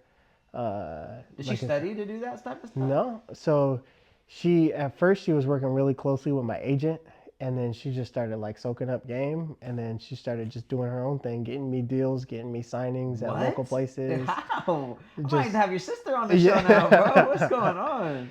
And yeah, and she was But just like like, typically you need an in for that type of shit. Like you need to know people. yeah. I mean, Do you know like any sort of what the magic, the juice that she had, like attribute it to something? I don't know, my sister's good like that. She's just good like Soak that. up the game Yeah, from your agent. yeah. And You gotta tell me about some of those deals, if you don't mind. Like yeah, anything- like anything that like- she got me. Yeah. Like it would be like signings at like Dick's Sporting Goods, or like The fuck, sis? Nice. signings at sports trading cards places. Those are always big. I think she got me some kind of deal with Verizon too. Just all like appearance based deals. That's cool. Yeah. And was this kind of like to build like Build the brand. brand? And then also make some money because they're paying for those. So it was like a win-win. You show your face, you get to meet new people, meet new fans, and then just build your brand. That's cool. That's awesome. Okay, so your sister came in, says, "Hey, I'm moving over there. I'm gonna be your manager." How did it transpire from there? What do you mean as far as So transpire? did she hook you up with the house at a certain point? Or did you still work with the real estate agent? We ended up using the real estate agent, but then my sister was kind of like just like a more of a day-to-day manager. So like I didn't need to think about the house. I didn't need to think about any of the bills. I didn't need to think about like just anything. Sure. And so I just the mundane day-to-day shit that we. So I just needed to focus on football. Football. Yeah. Okay, Yeah. Got it. Did she live with you at the time? Yeah, she did. Okay, So that's she cool. She was on making sure that you were money, huh? Yep. That's cool. Yeah, it was really big. Like, yeah, that was really helpful, and that's a popular thing. Ndamukong Suh had the same setup. Who's that? He was the first pick, so he got drafted same year by the Lions, and his sister moved out there too. I think it's brilliant. Yeah, and it's becoming popular. Like, I don't know if it was always popular because it was new for us, but yeah, because it's like you want to have somebody in your corner that one you can trust, and that's pretty much the biggest thing. And I'll take I trust you over experience. Sure. When we're dealing with that kind of money that we're making at that point. And so instead of just finding a guy who manages a bunch of athletes, and then it's kind of tailored too, because now I'm the only person she's really worried about, instead of having a manager who has several athletes, 2 athletes in this state, 2 athletes just all over the place. Yeah. And so like I think I don't know if I'm right or not, but Jalen Hurts, his mom did his contract or something like that. So like it's I think it's getting more popular to just have like in-house kind of things. And I think it's better that way because, like I said, the trust and just the familiarity with the person, instead of just hiring somebody who just on paper has a resume, but you don't really know if they have your best interests in their mind. Wow. Do you feel like that also helped you be disciplined and stay on track? And because I know for a lot of people who just get these, contracts are like woo and don't. Yeah, it definitely did.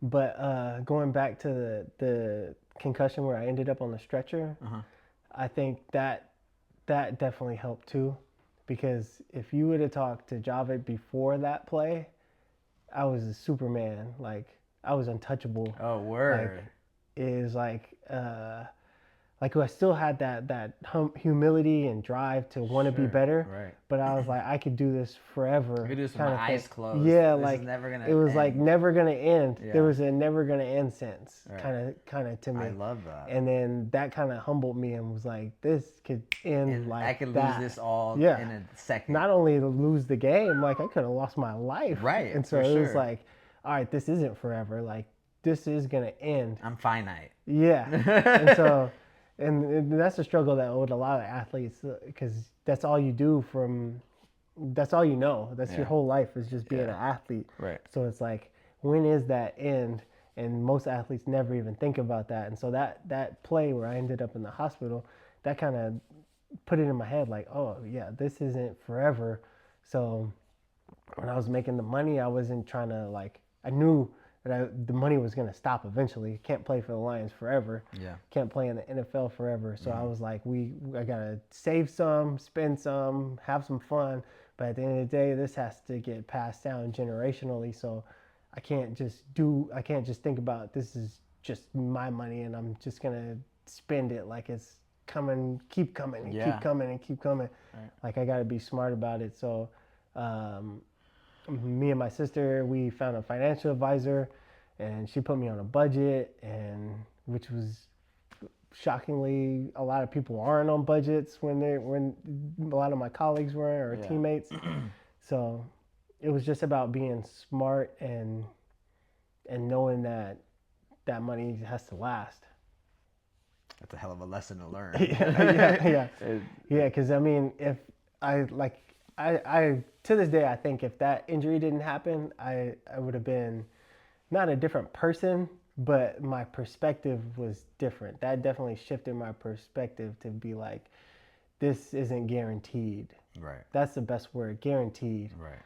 Like before that, I was like, oh, I'm guaranteed to play this. I'm guaranteed never have to go worry to the about Pro shit. Bowl. Yeah, I'm guaranteed like da-da-da-da. But nothing's guaranteed. Yeah. That's powerful. Yeah.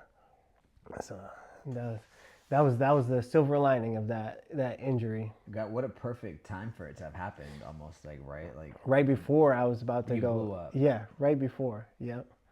And it's just the universe's way of just like, hey, you better check yourself. I remember times in the past where like I've when I used to drink, and I'm like, man, and I wasn't in such a like financially stable place. And sometimes I think back and I'm like, maybe it was good that I wasn't, because if I was like financially stable, like, right, there's nobody can stop you. Right, exactly. Like, because who's gonna stop you? Right, right. And my bad habits, and I had all the money in the world. Yep. Man, talk about like milking that bad habit, right? And being like, oh fuck, like, why not also then just spend it on a yacht, on a night at a out doing this, that, or whatever. Yep. So it's cool to know that, you know what I mean? Like that's how your story kind of unraveled the way that it did. Yeah. Because who's gonna stop you if you're still paying your mortgage or your rent or whatever, and all your bills are paid, and you're just like, well, what? Who's gonna stop me? Right. But when you learn that lesson, when you're still like you still need something, then it's a little bit better. Yeah. So how was the Lions? How was the run? Oh man, Detroit was awesome. It was so cool. I love Detroit. Detroit. I don't know if you've ever been to Detroit. Detroit is like Oakland. It's like Oakland. I love Oakland. It's like Oakland, but like San Francisco size. A little bit smaller than San Francisco, but it's like if Oakland was our major city here. That's Detroit. That's so cool. Like not San Francisco. Right. But it was Oakland. If it was Oakland. Yep. That's how it feels. It's like the same Bay feel. You just gotta take out the Mexican people and take out the Asian people, because it's just black and white. but Detroit. Oh, up in Detroit, it's Yeah, just like black and white. it probably changed now, but when I was there, it was just because now supposedly they've rebounded. But when I was there, it's like it was like a little bit of shock to see because like downtown you'll have I think we stayed at the Hilton or something like that, but we stayed in this nice brand new hotel, and then like two buildings to the left or to the right, it's just a abandoned building, Right. with just like boarded up, Crazy. and hasn't been touched in years. Uh-huh. And then like two doors down, brand new something, Like a and then fucking like brand new deli. casino over here, Yeah. but then a whole like Costco-sized building abandoned right next to it. What the fuck? It's That's just crazy. like, yeah, because they were in their little like depression, I guess, or whatever, but they hadn't rebounded yet. And so supposedly now I'm hearing that like the downtown and everything is rebounded. I don't know about their residential areas, because one of the craziest things I saw over there is there's like a whole block of houses where nobody lives. It's all abandoned houses. Wow. And it's all just from the factory workers when they had the assembly lines and all that stuff, and then it became robots all building it, and everybody got laid off. Everybody left. Wow. And so they used to have like everybody would flock there to get jobs, work on the factories, Yeah, and your then house everybody is just left. like a block away. Yeah, and then everybody left. And everything got automated, and they were like, Yeah. with the, So they all got laid off. Everybody left, and then now you had all these houses. And so they were there was a guy, I forgot what I don't know what he did, but he like owned McDonald's and stuff in Detroit. But he was preaching to all of the players that we should buy blocks, because they were selling blocks of houses for $80,000. what? And he was like, you guys should just be buying these blocks. And then he was like, and I have a little moral issue with that, because morally I would feel bad buying a block of abandoned houses just to sit on it until somebody wants to build something, more, and then I sell it for more. Sell it, yeah. Morally, that just doesn't sit right with me. Sit white with me. Morally, that doesn't sit right with me. But yeah, like there's just abandoned blocks where all the houses are boarded up. There's a whole block, and it's surreal to see. Yeah, it sounds fucking crazy. Yeah. Like a mini ghost town. Yeah, like seriously. But it's got its beautiful parts. The people are beautiful. Like my experience, at least in Detroit, was awesome. And then like having the full seasons, that's something that as a California kid, we don't realize. Like our weather is just weather. Right. Like it's never too hot, it's never too cold. Right. But they get in the summers, it's like 100 degrees. It's like super hot. Right. And then in the winters, obviously, I think the coldest I saw in my car was a -7. Like it's cold, like cold. In your fucking car, you see them, bro. But it was so funny. It was so funny dealing with the elements with my sister. There was this one day where we had like we lived in a community where the grounds would take care of the snow and clear your driveways or whatever. Oh, that's really nice. But one day, my sister threw some water on the driveway to get all the snow out. Yeah. And then so I come and I park, and then as soon as I park and get out of my car, I step on the driveway, and it's just an ice rink. And so Oh no! and so I just eat it. No! And then I come in, and my sister can see I'm a little like frazzled. And then she was like, "What's wrong?" And I was like, "I just bit it. Our driveway is like an ice rink." And she was like, "Why? I just sprayed it." And I was like, "You idiot! You can't put water out there. It's just gonna freeze." And so it was fun just getting adjusted to living in the snow. What an experience! I know, it was so fun. It was a good time. Yeah, Detroit was. I gotta go back. I haven't been back since. Oh really? Yeah. I haven't been back since. I gotta go to a game. That'd be really cool. That'd be tight. They treat you like a king, right? Yeah. Take care of you. Because when my career ended there, it was just like it was such a weird like place to be in, weird space to be in mentally, because I had one concussion my second year, and I got cleared, and then I got another concussion and the doctor was like, you passed all the tests, but I just want to get a scan of your brain before you go back out there To play. yeah. This was And when I you was got like, your first concussion at the Lions? yeah. Playing for the Lions? And so I was like, oh, it's nothing. Went and got the MRI, went to practice. I'm getting ready to play. And then I get a call, and he was like, well, you can't, we're going to sit you out this week just till we figure out what's going on with this MRI. And then I was like, well, that's weird, but I thought I was cleared. And then they were like, well, we'll just wait. And so a week go by. Then I go and meet with the doctor, and basically what they saw is my brain was bleeding. What? But it was old. So it wasn't like right now it was bleeding. It was bleeding like it's dried up blood in my brain. Yeah, that's fucking crazy. Yeah, and they have no scabbing in you there? you can't pinpoint when or where or how. I mean, you obviously point to how it got there. It got there from football, but you can't pinpoint when. When, yeah. So, and then that started a whole rabbit hole where I saw a million other doctors flying all across the country, seeing the best neurologists and best brain doctors. And then it got to the point where it was like too many cooks in the kitchen because come up with a proper some of solution. them were like, he passed a concussion test, he's good, send him back out there. And then some of them were like, well, we know they have scans of people who donated their brain that played football, like old dudes that died in their 70s. Shut the fuck up. And their brains are like just like black. And they were like, well, we don't know what it takes from your brain to turn into this brain. And then so some of the doctors were like, I would just stop playing altogether. And then some of them were like, you're fine. You're young, you passed all the tests, you're good, go back out there. So it was like too many cooks in the kitchen. Wow. And then that took basically that was almost a whole year of. They really took donated football player heads to show you. Yeah. We don't want you to. We don't want you to be this.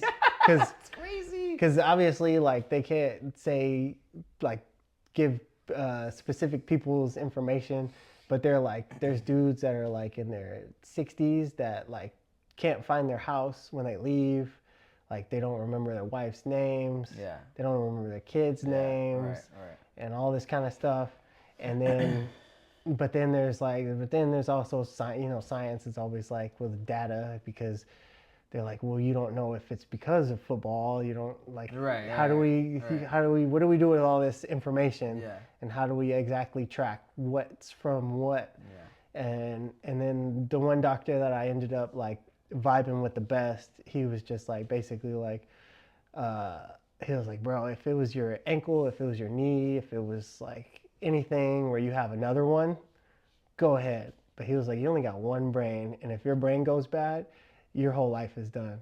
And he was like, if you probably play like on a good career, 10 more years.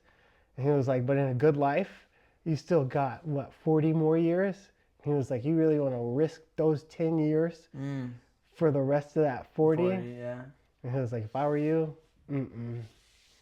And so... This was the first concussion. Yeah, in the league. Yeah. And did that make you... But you said you played 3 years. Yeah. So you kept on going? No, this was the towards end. The this end. is the end. Okay, yeah. got it. And so, but how many concussions in total did you have playing? I don't even know. So it was a good amount. It was a good amount. Like documented, I don't know, but is that normal? Yeah, it's normal. Okay. Like because the phrase that like I even discovered back in high school is you get your bell rung. Like, when you hit a bell, it goes ding. So when you hit a big hit, like everything's just like fuzzy. Like Call of Duty, like it's a concussion grade. Sure. Yeah, like that. It's real life. Yeah. Like it's just like everything's fuzzy. Your hearing is a little off for a second, and then like a couple seconds, boom, comes back. Lines again. Yeah, and so like that happens like the practices. That happens like multiple times. Totally normal thing to happen on a constant basis. Yeah, because you're banging heads. Yeah, so it's literally. like it's gonna happen. So it happened a hell of times, and this is finally like one of the ones. It's like year 3. Yeah. And then for me, I guess the best way to explain it is you know how if you watch boxing, they say like that boxer has a glass jaw. Yeah. Like it's easy to knock him out. Him out, yeah. And so for me, it was either my sensitivity to concussions or the amount of concussions that I have. It just like dropped my threshold of impact. Yeah. To where it was easier to get him. Oh, yeah, it's easier to get. A normal hit would give me a micro concussion.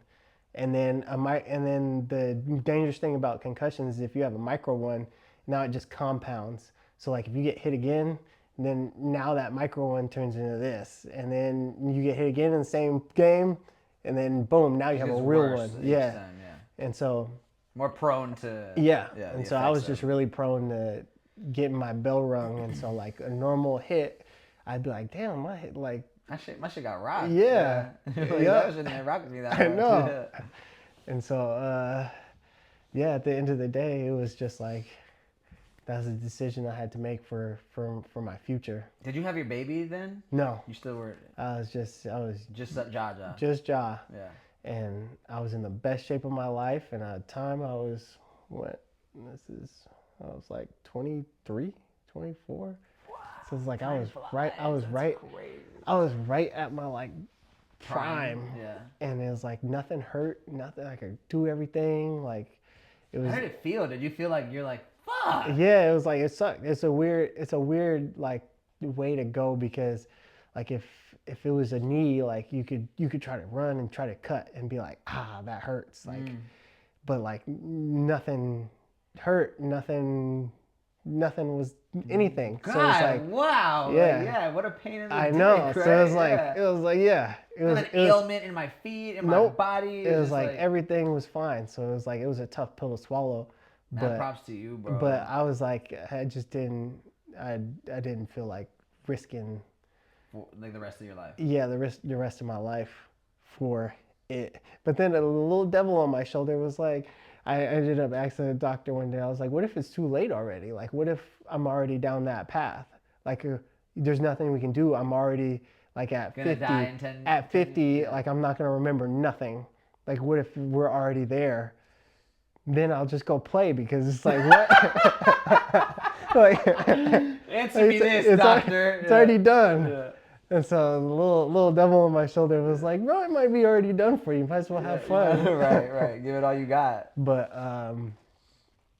there's like studies to show that like obviously not hitting your head is a lot benefits, and then like just diet and all that stuff, like, and just time can heal it. And so basically just like, don't do anything where I'm headbutting anything, and I'll be straight. No boxing, no football. Yeah. No soccer, or no headers in soccer. No, It's funny because I actually played in an adult league with my wife. This was like when we first moved here, and I was like, I'm just not heading the ball. I'll do everything else, but I'm not gonna do any headers. There you go. You still want that life to live, man. Yeah. But yeah, man, it was a tough pill to swallow, but I think I made the right decision. After I think you did too, by the way, brother. Like, and mad props to you, because it's like, right, like if you're not feeling any pains, like I think especially at 23, bro, like you made a very like an adult decision at 23, and 23 is not an old adult age, I feel like, in my opinion. Yeah, it was tough. Is that when you then tried out for the Olympics? Yeah, long story short. So the first... How much time are we on, by the way, Mike? I know this one's going to be like forever long. I could pick his brain till I die. An hour 58 right now. All right, bet. So long story short, yeah. I'll try to wrap it up. I don't like rushing. I don't like the feeling of rushing, but I'll try to like kind of like start putting a ribbon on it. But don't feel rushed either. All right. So because you're going back home tonight. So yeah, after the Lions, they actually offered me a job. The Lions? Yeah. And so in retrospect, I wish I would have explored that a little bit, but at the time, there was such a sour taste in my mouth. Oh, I was like, get me away from this place. Like, I don't want to. There's the 23-year-old. I don't even want to go to the zoo. I don't want to see a lion. I was like, I don't. You were not having it. I don't want nothing to do with this thing. Yeah. So adult enough to make the decision, but not adult enough to not be petty about it. Yeah, I was like, nah, bro, I'm out of here. Because it's going to be too sour right now. Yeah, I get it. I couldn't be around the team and then be able to play and then watch people play and then just sit here. No, I was like, I'm good. Yeah. And so I went back to school, and this is crazy story how I actually ended up running track. I went back to Cal because I left early, so I was going to finish my degree. Oh, no way. And then when the football team heard that, they were like, hey, just come around and like help out. And I was like, all right, I'm not coming every day. Like, I'm not going to be a coach. But I'll come help. Yeah. And then, so I ended up going to their practices and stuff. And there was a running back they had on their team. His name was Kalfani Muhammad. And he had similar story as me. High school track star and then went to Cal. And his high school track time was like similar to mine, like 10.3 or whatever. And then I was watching him run at practice. And then a little competitive thing in my head was like, I'm faster than him. No! Really? Literally. That is so funny. I was like, I'm faster than him. And I was like, how funny would you run? And he was like 10.3 or 10.2. He said 10.2 or something like that. And I was like, bro, if he ran 10.2, I could probably run like 10.1 or I might be able to run a 9 right now. And so I was like, hold on, as a matter of fact, I'm going to run a 9 real quick. And so I was like, man, I'm still young. Like, I'm not that old.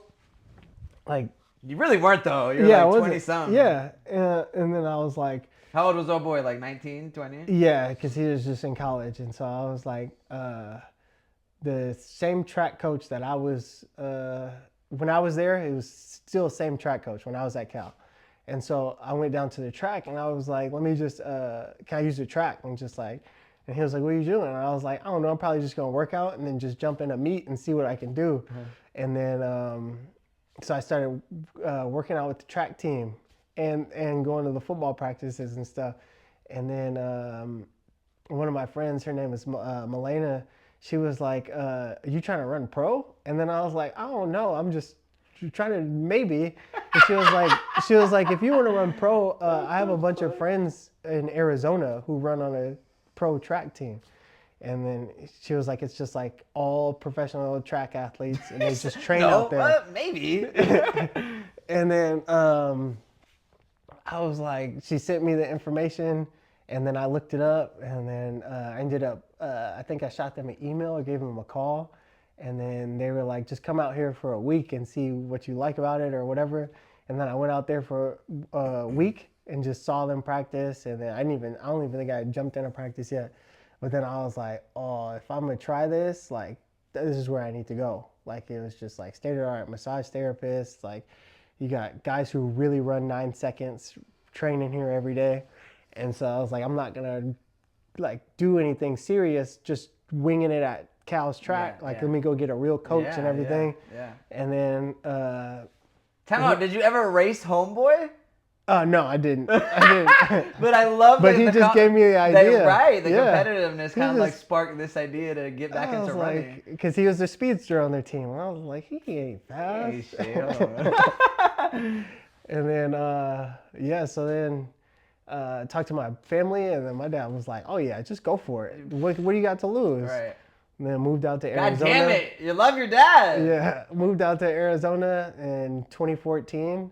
And then trained for like a year and a half and ended up in the 2016 Olympics because my dad's from St. Lucia. So how the Olympics works is the Olympic Committee puts out a qualifying standard. So like say you do like any event shot put, they'll put out a mark. They'll say like, I don't know, like 57 feet or whatever. If you throw a shot put more than 57 feet, you're automatically qualified to go to the Olympics. Mm. Now in America, there's like, I'll just go back to the 100 for just so it's more geared towards me. In America, the time was the Olympic Committee put out 10:16. Oh. If you run 10:16, you can go to the Olympics. You qualify, Yeah. So I ran 10:16, and my coach came up to me and he was like, you just ran the Olympic standard time. And then I was like, what does that mean? Because I don't know nothing about track really. Yeah. And he was like, that means you can go to the Olympic trials.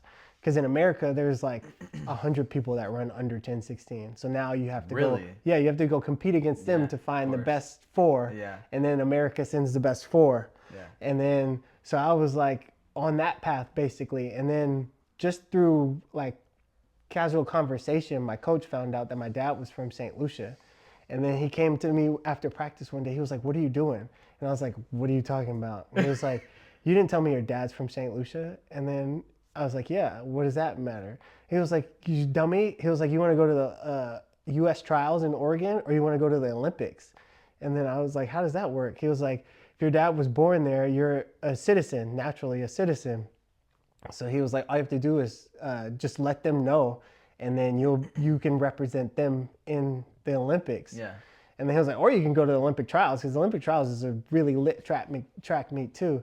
And then so I like thought about it for a second. And I was like, nah, I'm going to the Olympics. Yeah, right. Yeah. Right. Hell yeah. And so is it like bypassing what you would have had to do? So if I ran for America, I would have had to go race against everybody from America to qualify. But with this other, because of the fact St. Lucia, there's nobody qualified. Nobody ran 10:16.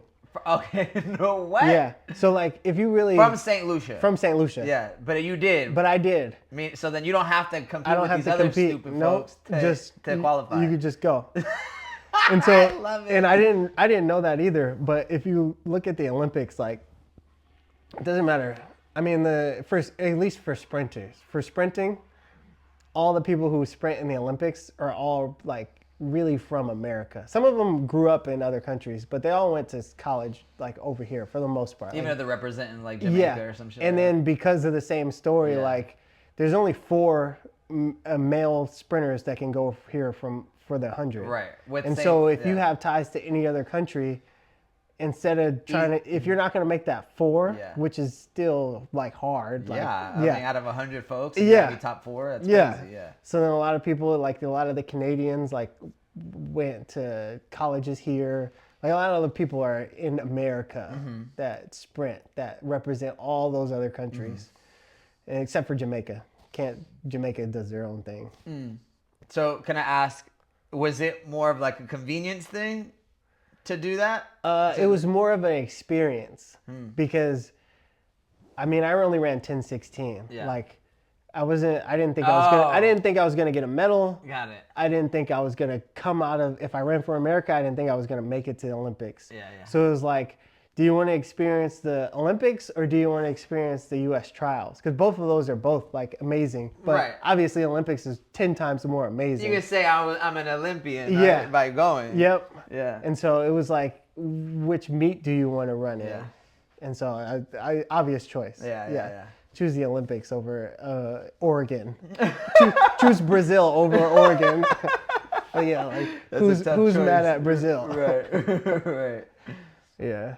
And then the Olympics was an amazing experience, like just seeing all the different countries and all the different people, all the athletes. Like it was just nuts. How was it at the Coliseum, man?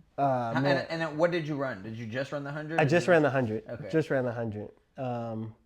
And then I took 8th. I beat one person in my heat in the first round. Yep. Knocked one guy off. Come on, get that motherfucker out of here. But yeah, it was a great experience. I went to St. Lucia I went there 2 months before the Olympics, and like I still got a lot of family over there. Was that your first time there?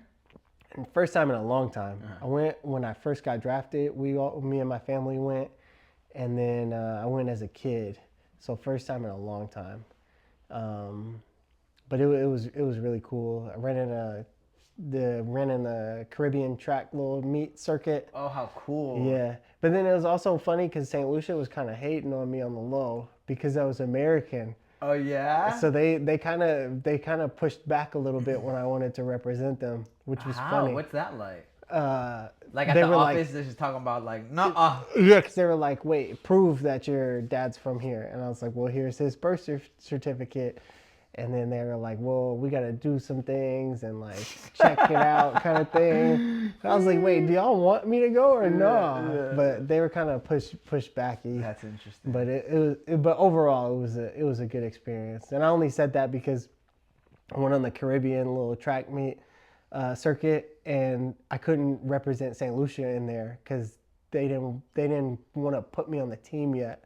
So I was running as just Jhavid. It was pretty funny, but yeah. Long story short, it was a great experience. That's incredible. It was fun. The Olympics is lit. It was cool. And then that was when I was like, all right, I'm done with being like an athlete. Right. I was like, it's time. It's about that time. Yeah. I can sit here and pick your brain about a million other things because I know that you were, into music for a while. Yep. I know that you were taking a food truck very seriously. Yep. Almost started a food truck. A vegan food truck at that. I went through the whole vegan. I'm not vegan anymore. Yeah, I was vegan for 3 years. I remember that we were on that hype for a bit. Yeah. And no longer a vegan. No longer a vegan. I still eat like consciously though. Absolutely. I mean, it taught you a lot, right? right? It teaches you so much. Veganism taught me a shitload. It teaches you so much. Like, I can't pick up something without looking at the ingredients list anymore. Right. Yeah. Which is also sucks because like I'm like, damn, I want to go back to eating Oreos and stuff. But like you can't do that anymore. Right. As vegan as Oreos are. Yeah. It's like it's just the stuff in there. Yeah. Like we can have a whole podcast about that. For real. Yeah. When I was vegan, I did like super raw. Like I barely cooked the food, and then I did like no process. But I was skinny. I know, that's the thing. I was thin. Really thin. Like skin and bones. Yeah. I looked sick. Yeah. I was like, I don't know if that's healthy. Yeah. And I was like, let me put some bone, say some meat on my bones. Let me go have a sandwich because this is kind of crazy. Yeah.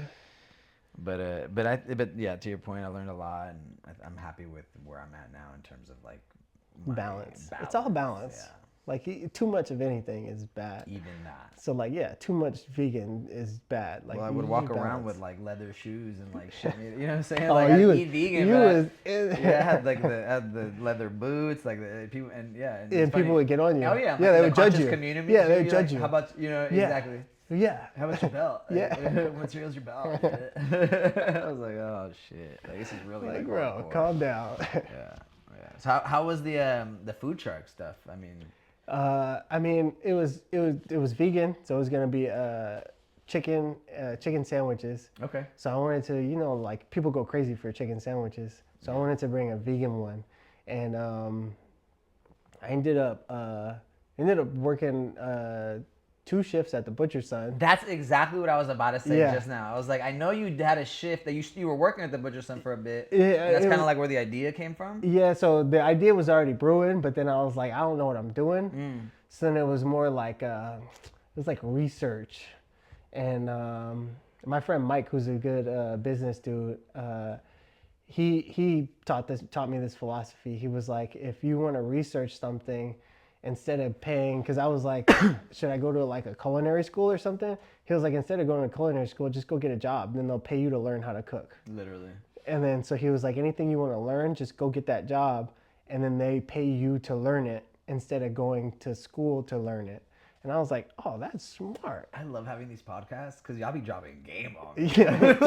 Okay. I was like, that's actually smart. And he was like, yeah, that's what I do. He was like, if I want to learn about like tech or something, he was like, I'll just go apply at like an intern or something at a tech place. Yeah. And he was like, it'll get me in the door, and then I'll start rubbing elbows with the right people, and before you know it, boom, I actually know how to develop an app. I don't know how to build it, but I know how to do it and put the right pieces in place. Right. And he was like, and they paid me to learn that. And he was like, or you can go to a community college and pay them, and you get this stuff that's not actually applicable in real life today. It's like dated stuff. Yeah. So I lean on him a lot when I want to find out like how to do something. Yeah. I'm like, I throw some ideas at him, and he was like, that's cool, but what about this? It's nice to have somebody like that in your camp. And so he was the one that got me like, oh, just go work somewhere. Who cares? Just learn it real quick. And then, but the food truck never got off the ground. Yeah. Yeah. What was the closest you got to it? What was Not really that close. We had made, we couldn't really get the sandwiches the way we wanted. And so then we were like, all right, we got to bring somebody else on. And then we were like, all right, we got to build a business instead of it just being us two. And then I don't know what happened. Just life. Just, passion. Life. Then I started rapping. Did you really? I think Tell so. me you did, I think that's the timeline. Yeah. I love it. Then I was like, I'm just going to start rapping. I've always wanted to, dude. I've always wanted to. Like, I still do. I made a song like 2 days ago. Did you? Yeah, I love that. I still do it. It's just shit. like, it's a hobby. Keep doing what you love. It's a hobby and it's like therapeutic. I still make beats all the time. And like, I don't do absolutely nothing with them except for. Fine. I'm coming over and we're making a song. Yeah, I don't like that's one of the things I love to do when like we have barbecues at my house and like all my friends are there. Yeah. All the dads, like if the wives have the kids and we can disappear for a second, I'm like, let's just go make a song real quick. I love that. You gotta share one of those with me. Oh man, yeah, I'll send some. But yeah, still that's my therapy, and I just make the beats and then I'll think of some lyrics and lay them down, and it's just like I've gotten pretty good too. Like it sounds like almost radio quality. Yeah, fuck yeah. But I don't know if I'll ever like pursue it for real, but I'm just gonna keep on just getting better at it and see what happens. Yeah, I love that. Yeah, that's very cool. What are you doing nowadays? Like, so now I'm just working. I'm like working and dad. Yeah. I'm a. Can you talk about like what you do for work? Or yeah, I'm a police officer, and that's also a time-consuming job. Very time-consuming, very mentally draining. I've been doing that for a year and some change, almost 2. And I thought it was very fitting for you when I heard through the grapevine that you were gunning to be a police officer. That's actually what I wanted to be. Like, if you would have talked to Jhavid when I was like 8th grade, 9th grade, like that's what I wanted to be. I had an uncle who was a sheriff in like LA somewhere, and when he'd come, he'd have like the coolest stories. And then, like, you watch the movies, you watch Bad Boys. Like, it looks... Bad Boys was so good. Yeah, it just looks like it's fun. Yeah. And through playing football, and I don't know if any of my NFL friends were on there, but in college, a lot of guys who didn't go on to play after college, a lot of guys that I kept in contact with, they became police officers. And they were just talking about that same like that brotherhood bond that we talked about. Right. They were like, the only place that I could find that was in the police atmosphere. And so that was something that always attracted it to me.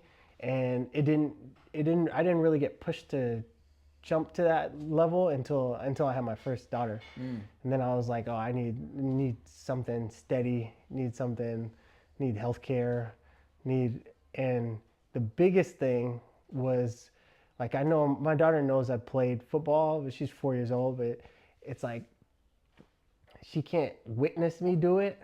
So it just doesn't have that same that same effect. And so her seeing me in my uniform or her hearing about work, like, it's 10 times better than me telling her or showing videos of me playing football. This is what Dad used to do. Yeah, it's like it's used to. It's not like it doesn't hit the same. Right. But I needed something for her to see me like do. Yeah, when she's excelling growing at up. something right now. Right now, not like, oh, Daddy used to do this, Dad used to do that. Yeah. So I wanted to have that for her growing up, to be like when she goes to school, because now she's in school. And be like, yeah, my dad does this, my dad does that, and it's really cool, and da-da-da-da. And so seeing her experience that, and like she tells me she wants to be a police officer and all that stuff. So cute. And like she loves the firefighters, she loves police officers, she loves all that stuff. So that was kind of like the thing that pushed me to actually go do it. But it's always been like the thing that I thought I was going to be when I was little, before athletic stuff really took off. What were you doing before you became a police officer? I have rental properties, one in Arizona and then one in Hercules, and besides that, like investments and stuff, and then like it was just like odd jobs. Sure. And so once I had a daughter, then I was that's like, the change. can't really odd job it through life. What does like, your dad do? Yeah. Well, last He's week he was a rapper, and this week he's got an idea to do this, and so I was like, let's use something stable, and Yeah. and then still do all the odd job stuff on my time off. Yeah. Yeah. That's incredible. I think it's so cool that you are doing that, and your daughter can see like, you know, my dad's a hero too. Yeah. Yeah, that's a good feeling. And like I said, it's just mainly about like, well, healthcare for sure, and then just having something that she can just say like, my dad does this. There's nothing better. Yeah, Than that. yeah, for sure. Yeah, and then it's fun. I love the job. It has tough times and tough stuff that I have to deal with, but at the end of the day, it's fun. I like my coworkers, my teammates, I call them. And it's good. It's like I know the notion's getting a little bit better, but like you remember like the Black Lives Matter and all that stuff going on. Yeah. So I think when I was hearing about like you taking on this, or you know, going to take it on as a job, I think there was like that sort of concern. it was still in the there. air, It was right? still Because there. that It's was like very... it's like kind of getting better, but it is definitely still there. And going against the grain and being a black man who is a police officer, and just being able to experience both sides, I think it helps me be a better police officer, just in how I talk to people and how I handle people, because I just like to handle people with care, because I know as a police officer, like you can kind of just lay the law as soon as you walk in a place. I'm the authority. You can have it's that. Almost like in the symbology. Yeah, you can have that arrogance to yourself and stuff like that. But me being like growing up as a black kid who kind of was scared of the police and like unsure, and then being an athlete where like police would just like move anybody for you, and seeing how what an interesting life that you've had to see it through different lenses. Like if I wasn't playing for the Lions, or I wasn't playing for Cal, and you saw me walking with my hoodie and all this stuff, like just seeing that whole dichotomy, and then now being on the other side of the badge, I think it helps me deal with people that we got to deal with on a day-to-day basis, because like most of the time, like people were just like, it doesn't matter if I'm taking them to jail or taking them to their house, they're still just like, oh, thank you. You like, no, you were cool. Like they through that experience. Yeah, through that experience. Even though I might be going behind the bars, like I still treat people like it was my sister or my cousin or my dad or my mom. That's how I try to approach every situation that I go to when I'm working. Yeah, because you got an opportunity to see it from all different angles. Yeah. Right? Yeah. You get to understand like the police officer's point of view, what the police officers can exude in terms of like, you know, right? You're saying like you walk into a place and it's almost like you change the atmosphere. It's yeah. Like, you know, so it's nice for you to be conscious of that so that you can pay that forward. Yeah. Because at the end of the day, like how I see it is, I'm here to help. Like whatever the situation is, I'm here to help it. I'm here to calm it down. Right. So if I have to swallow my pride or my ego to get this situation calm, that's what I'm gonna do. And I mean, we see it on TV. Sometimes it's the exact opposite. It's like the ego takes over, and now this situation that could have been absolutely nothing ends up being crazy. So it's just about, just like I said, at the end of the day, my job is to help people, help the situation. Bro, thank you so much for coming on the show. Oh man, appreciate it. Hell yeah, dude. No, honestly, thank you so much. You've accomplished so much. If you could share one piece of advice, I know that you mentioned that the imaginary opponent was a very helpful element for you, but is there anything that you could share for people who... I would say, the imaginary, like always be chasing something, whether it's a goal, whether it's just being better than yourself, whether it's just like a hobby. and just wanting to be a better human. Like whatever it is that you're into, like if you do it at this level, just try to just inch it up, inch it up, inch it up, and just be focused on that, and then everything else will take care of itself. Because a lot of the times, like, and just through coaching, I get a lot of perspectives of kids and youth growing up. They're in this microwave kind of era where they think like, all right, I'm here, all right, I'm supposed to be good, and if I'm not good, this isn't for me. And like watching TV and watching all these stories and stuff, like podcasts is helping a lot because you can hear people's like journey through the whole thing. But like when you watch like NBA TV or NFL Network, it just makes it seem like these people were just destined for greatness from the beginning. Right. And it skips over the part where they just like got a little bit better over time, and they never even thought about being the star of whatever team. They just was just trying to get a little bit better every day, and then boom, they look up and oh shit, I'm the star of this team. And so my advice is just grind and just focus on just getting a little bit better every day, and then everything else will just fall into place. Best advice, brother. I appreciate you, my boy. Thank you, Doug. St. John's Eagles. Come on, all day.